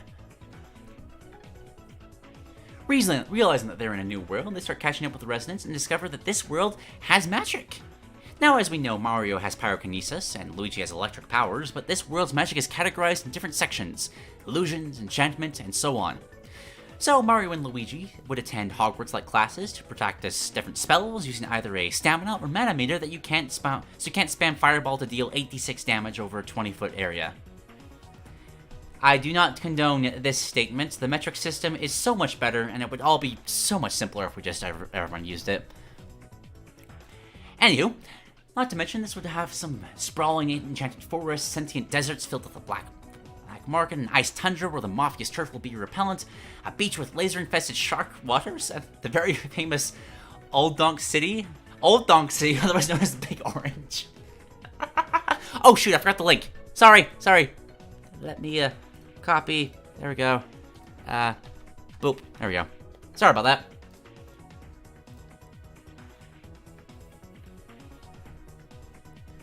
Alright, where was I? Skies not even Bowser's Air Force would enter, and a volcano's region spewing lava with precarious armies of the undead. There are a lot of themes at play here right now. Like, on one hand, you got, like, very traditional fantasy magic, but then also laser-infested shark waters and the 1920s, sure. But you know what? I like that. It's kind of a... It almost feels like jumping between various storybooks and just... Honestly, that might be a stronger theme for it. Just going from, like, story to story to story and just seeing how Mario and Luigi... You know, it kind of reminds me of... You know, I can't remember if it's Mario Party 2 or 3, where, like, their costumes and stuff change between the boards. Imagine that, but, like, actually gameplay systems. Like, I would love to see Mario and Luigi in an actual high fantasy setting like that. Or in an old-timey Big Apple sort of Old Donk City. Like, there is so much design potential just in that paragraph right there. The Sonic Story series, but good, sure. However, a once peaceful land has been corrupted by the Archmage Kamek plotting to revenge for your wrongdoings. But in his perspective, you're the villain. All he's done is babysit, protect, and serve as Lord Bowser, and occasionally kind of his own business. Speaking of business, a few corporations are available to join you as you receive sponsorships and benefits for a company like a factory for mechanics, a garden of support with buffing or debugging factors. Now, some might call this chaotic. Some might call this that this is just throwing too many things at the table. You got Hogwarts, but also the undead, but also New York City. Now you got, like, media moguls coming through, but, like, honestly, I feel like the chaos serves the RPG series better.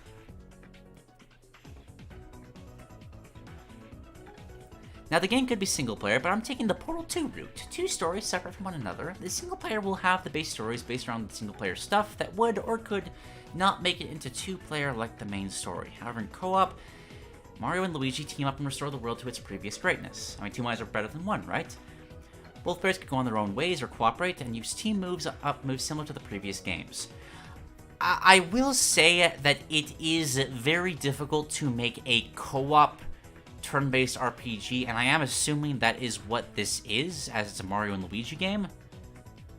I'd be down to see it work. I just have some concerns about the actual functionality of that. What we're going to do is hammer the giant thorns away. For big efficiency, you're going to need ways to travel around such as teleports, but the mechanics... tactics. Sure. Aren't going to do business with you for destroying a warehouse of theirs. Even if a giant monster was in there, you would give you sleeping gas. So this is a very... like, it's obviously very sporadic, but I love the heart of this idea. Because it gets to the core of something that Mario has struggled with for a very long time, and that's just branching out into different into different themes, into different worlds. It's something that the RPG games used to do, but the RPG games have just kind of... Like, there's paper now, and that's just kind of it. But yeah, this is fantastic. I think this concept does need, like, a tune-up of just, like, a bit of redirection on, like, a core principle. Like, either go with the storybook setting or focus on one theme in particular. But yeah, this is a lot like what my rough drafts look like. Just being like, oh yeah, I want dark matter in the game, and he's gonna possess people, and he's gonna split them in half like Marx. It's gonna be like the Kirby boss. It's just a ramble like that, trying to get the ideas on paper. And that's where I was about to say that's where the greatest designs come from, but I just realized how narcissistic that's. You know what? No, that was a good video. I'll stand by that claim. And this is just really fun. I love the idea of the Mario universe colliding with all of these worlds. Just like give me evil necromancer Bowser. Yeah, just imagine Sauron walking out to meet Mario, and it's just got a full-on Sauron get up. Sorry, did I say Sauron twice? Bowser dressed as Sauron. Got like a giant mace and everything. That'd be odd. I love that so much.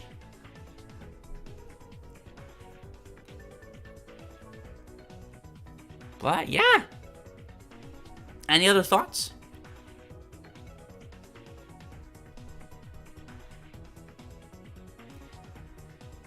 I will also say that how do I put this? Don't do this. It is kind of funny, but when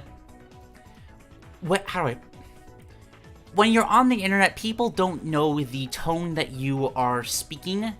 Like, I'm taking that as a joke. I'm sure it is a joke, but others might not, and it's generally just better just to avoid unnecessary offense, you know? Ooh, Carson thinks... I like this idea. Multiplayer kind of working like how it works in the Lego games. I'm like, yeah, that sounds amazing. Keep the turn-based kind of battles, but like have the actual open world kind of be exploring these vast areas in a sort of Lego format. That'd be great.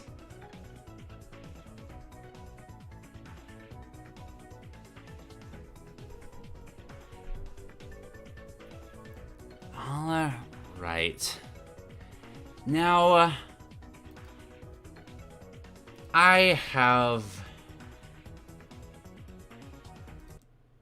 gonna grab some more music just because I like the music and I want to think.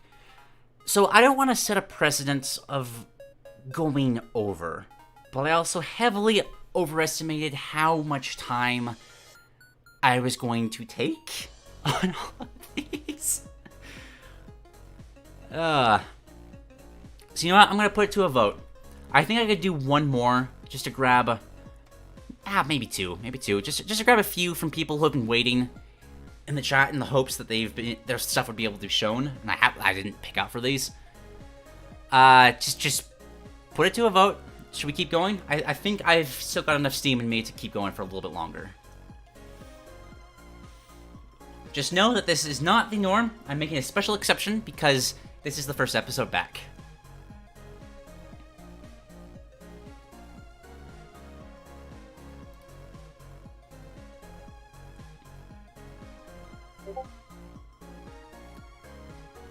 I'm going to pull up the submission box document as well right now.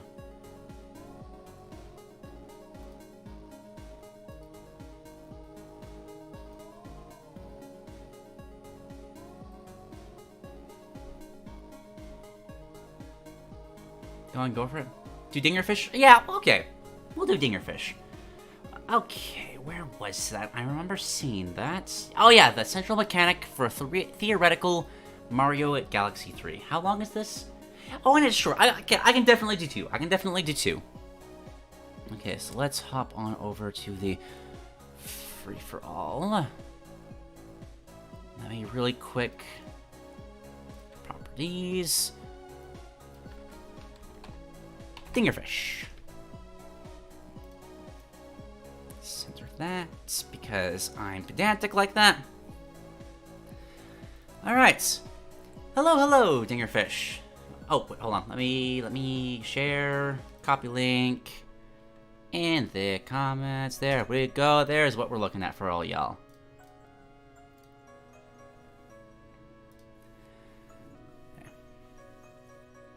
For today, Dingerfish would like to present a theoretical idea for Super Mario Galaxy 3.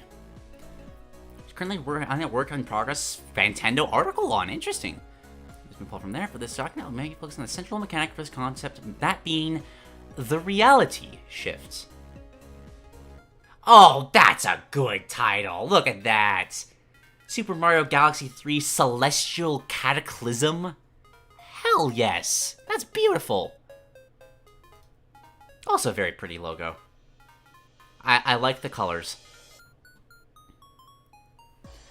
Alright, so quick plot summary for this Super Mario Galaxy 3.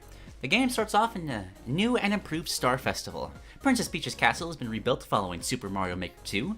Captain Toad and the Toad Brigade are going out to set out for the most exciting quest yet after the festival. Cappy and Tiara have rebuilt their home using the Odyssey and the Mushroom Kingdom. And lastly, Mario and his friends are taking their well-deserved break. After Luigi sarcastically states his favorite part of the Star Festivals are when Bowser crashes the party, Bowser, in a quite unfortunately timed fashion, appears and kidnaps Princess Peach.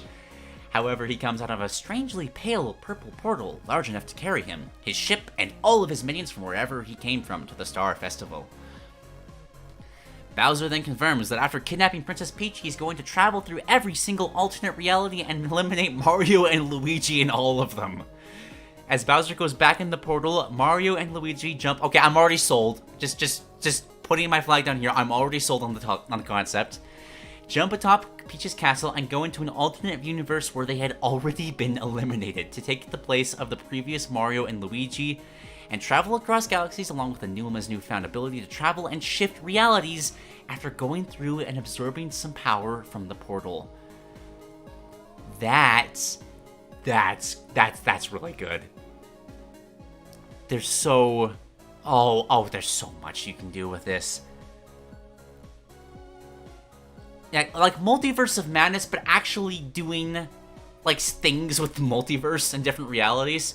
Like, you go to one area and everything's made of paints, another one and everything's...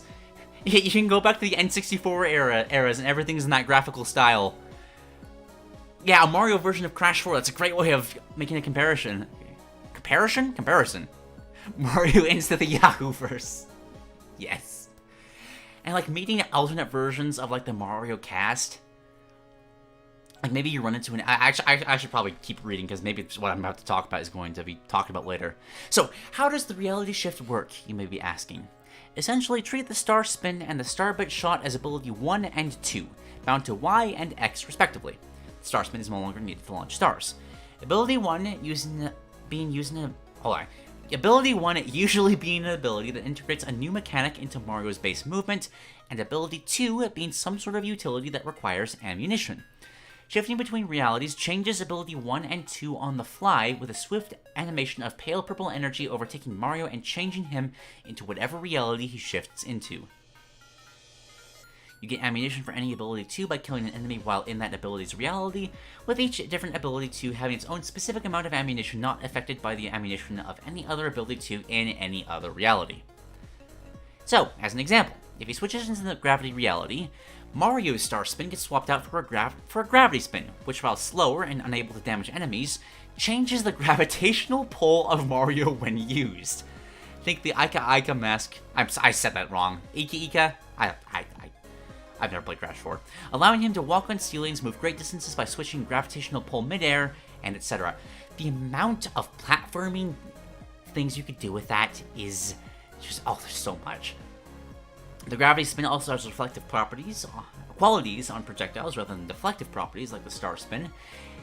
And the remains of broken objects or enemies killed by reflected projectiles now sustain in the air rather than falling or floating, which makes it ideal to collect anything the objects or enemies might have dropped that would have fallen floated into the void otherwise. His star bit shot gets switched out for a gravity bit shot, which shoots out gravity bits, collecting separately from star bits, just like every other ammunition or every other ability to. While the projectile is shot slower and travels slower, along with doing half the damage of the star bit, it switches the gravitational pull of any object and or enemy hit by it, which allows Mario to move some enemies out of the way or forcing them into the void or spikes. Of course, I have other realities in mind, such as an Odyssey reality, which replaces the star spin with a cap throw, which has the same qualities as it did in Odyssey. And an ability called Luigi's Balloon, which allows for free air mobility at the cost of draining star coins when used, being stiff to change directions with and popping easily. And a Sunshine reality, which replaces the star spin with a flood, with all the nozzles being able to be used, and ability 2 being used to switch between those nozzles. Of course, the animation for the usage being the nozzle's water. This would be such a fun way of celebrating Mario's history. Like this is just... I'm having a hard time describing the words to have it, partially because I've been speaking for so long.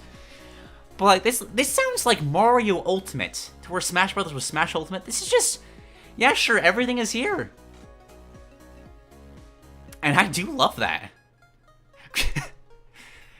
Thanks for saying gravity shot makes Goomba go Zumba. With the realities being so fast to shift through, I imagine there's a lot of potential for Mario's moveset and level design, with quickly using different abilities in quick succession. I'm even in the process of overhauling power-ups in Super Mario Galaxy 3 to take up an ability 3 and 4. However, that's a topic for another day. This whole concept is still very much a work in progress. I still want to come up with some more realities for Mario to shift through, and also come up with how it could be integrated into the level design. Your feedback, and maybe go to the Fantasy article too. I might check that out later, but I don't have the time now. I will say that this is a very strong pitch for a game. I want to play this just because there's so much. Just imagine all the things you could do if Mario is literally going through realities in a way that's celebrating his entire history. Kind of like, which Sonic game? Was it Generations that brought the two Eggmans back? And the two, yeah, it was Generations. But you like doing that and interacting with like older or different versions of the characters, going through different versions of levels. Like, imagine you have these realities, but you're like going through levels, how do I put this? You're going through levels associated with each reality, but then you get different versions of those realities every time you switch. So like if you switch to, like, say, a 64 reality in the Mario Sunshine level, you get a 64 styled version of that Mario Sunshine level. Kind of like the Mario Maker swapping between art styles. There's a lot of fun you could do with that. Oh, I didn't even consider the... Capcom the MVP just brought up the RPG games, and like that's a whole other can of worms you could reach into. Spider Master bringing up Geno. This would be a perfect way to bring Geno back. Just going through an alternate reality. You find the weird Square Enix / Mario reality. You see in the distance just this strange castle from Final Fantasy, and there's just Geno sitting in this void between him. Mario just reaches out his arm and takes him back home. Just, oh, there's so much you could do there. You could have a Donkey Kong reality. Donkey Kong's close enough to Mario that you could justify that. Probably a WarioWare one as well. Like, there's, like, obviously there is a risk of pushing this too far. Like, overcomplicating things too much. But you can make 5 games off of this sort of formula. This would be such a fun way to move forward with Mario. This could be an entire subgenre. No? Sub-game? I don't know. Games are hard. Words are hard. Oh my gosh!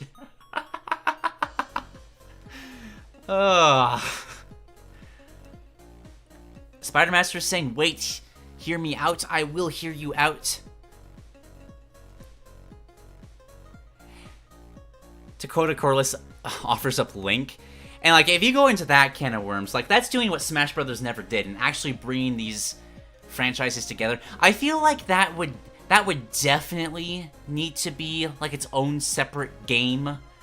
Like, not Super Smash Brothers, but like you make you make it like a Nintendo Adventures series, each centered around a specific protagonist of a specific series. Like you have the Mario game, you have the Link game, you have the Samus game, of each of those characters just going through alternate realities. Something like that.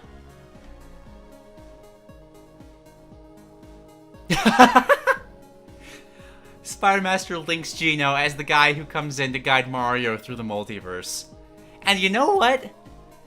He is the protector of the Star Road, and he has jumped between multiple, like, things before, like jumping between Square Enix and Nintendo. I would love that so much. You literally could have the Gino and Rosalina team up like internal montage. Oh, this is... I'm glad we did one more. That made me very happy. I have been trying to hold off coughs for a while now, but I think I'm getting to a point that I'm not going to be able to, like, speak for much longer. So, okay, let me get some water. I can make it through this.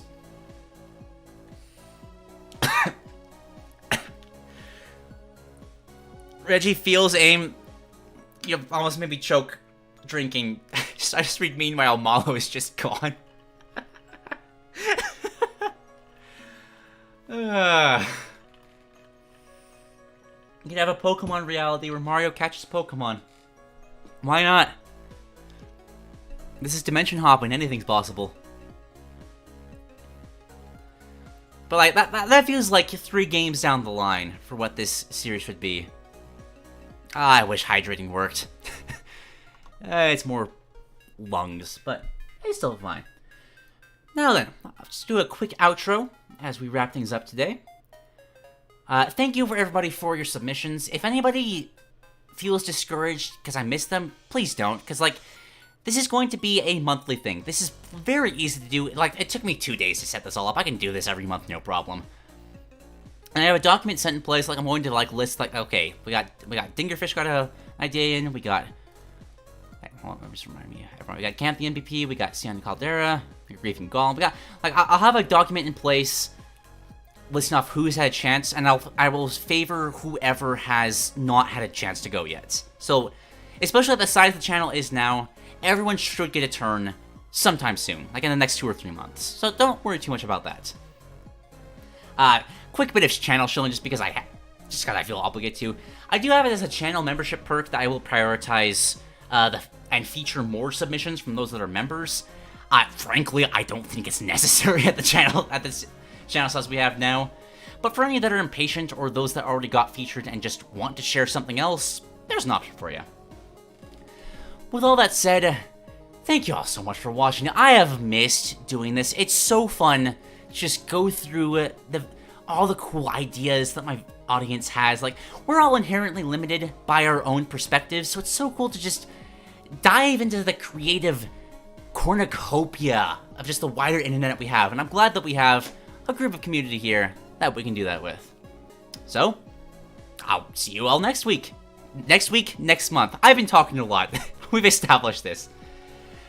But I hope to see you all then for more ideas from you lovely viewers.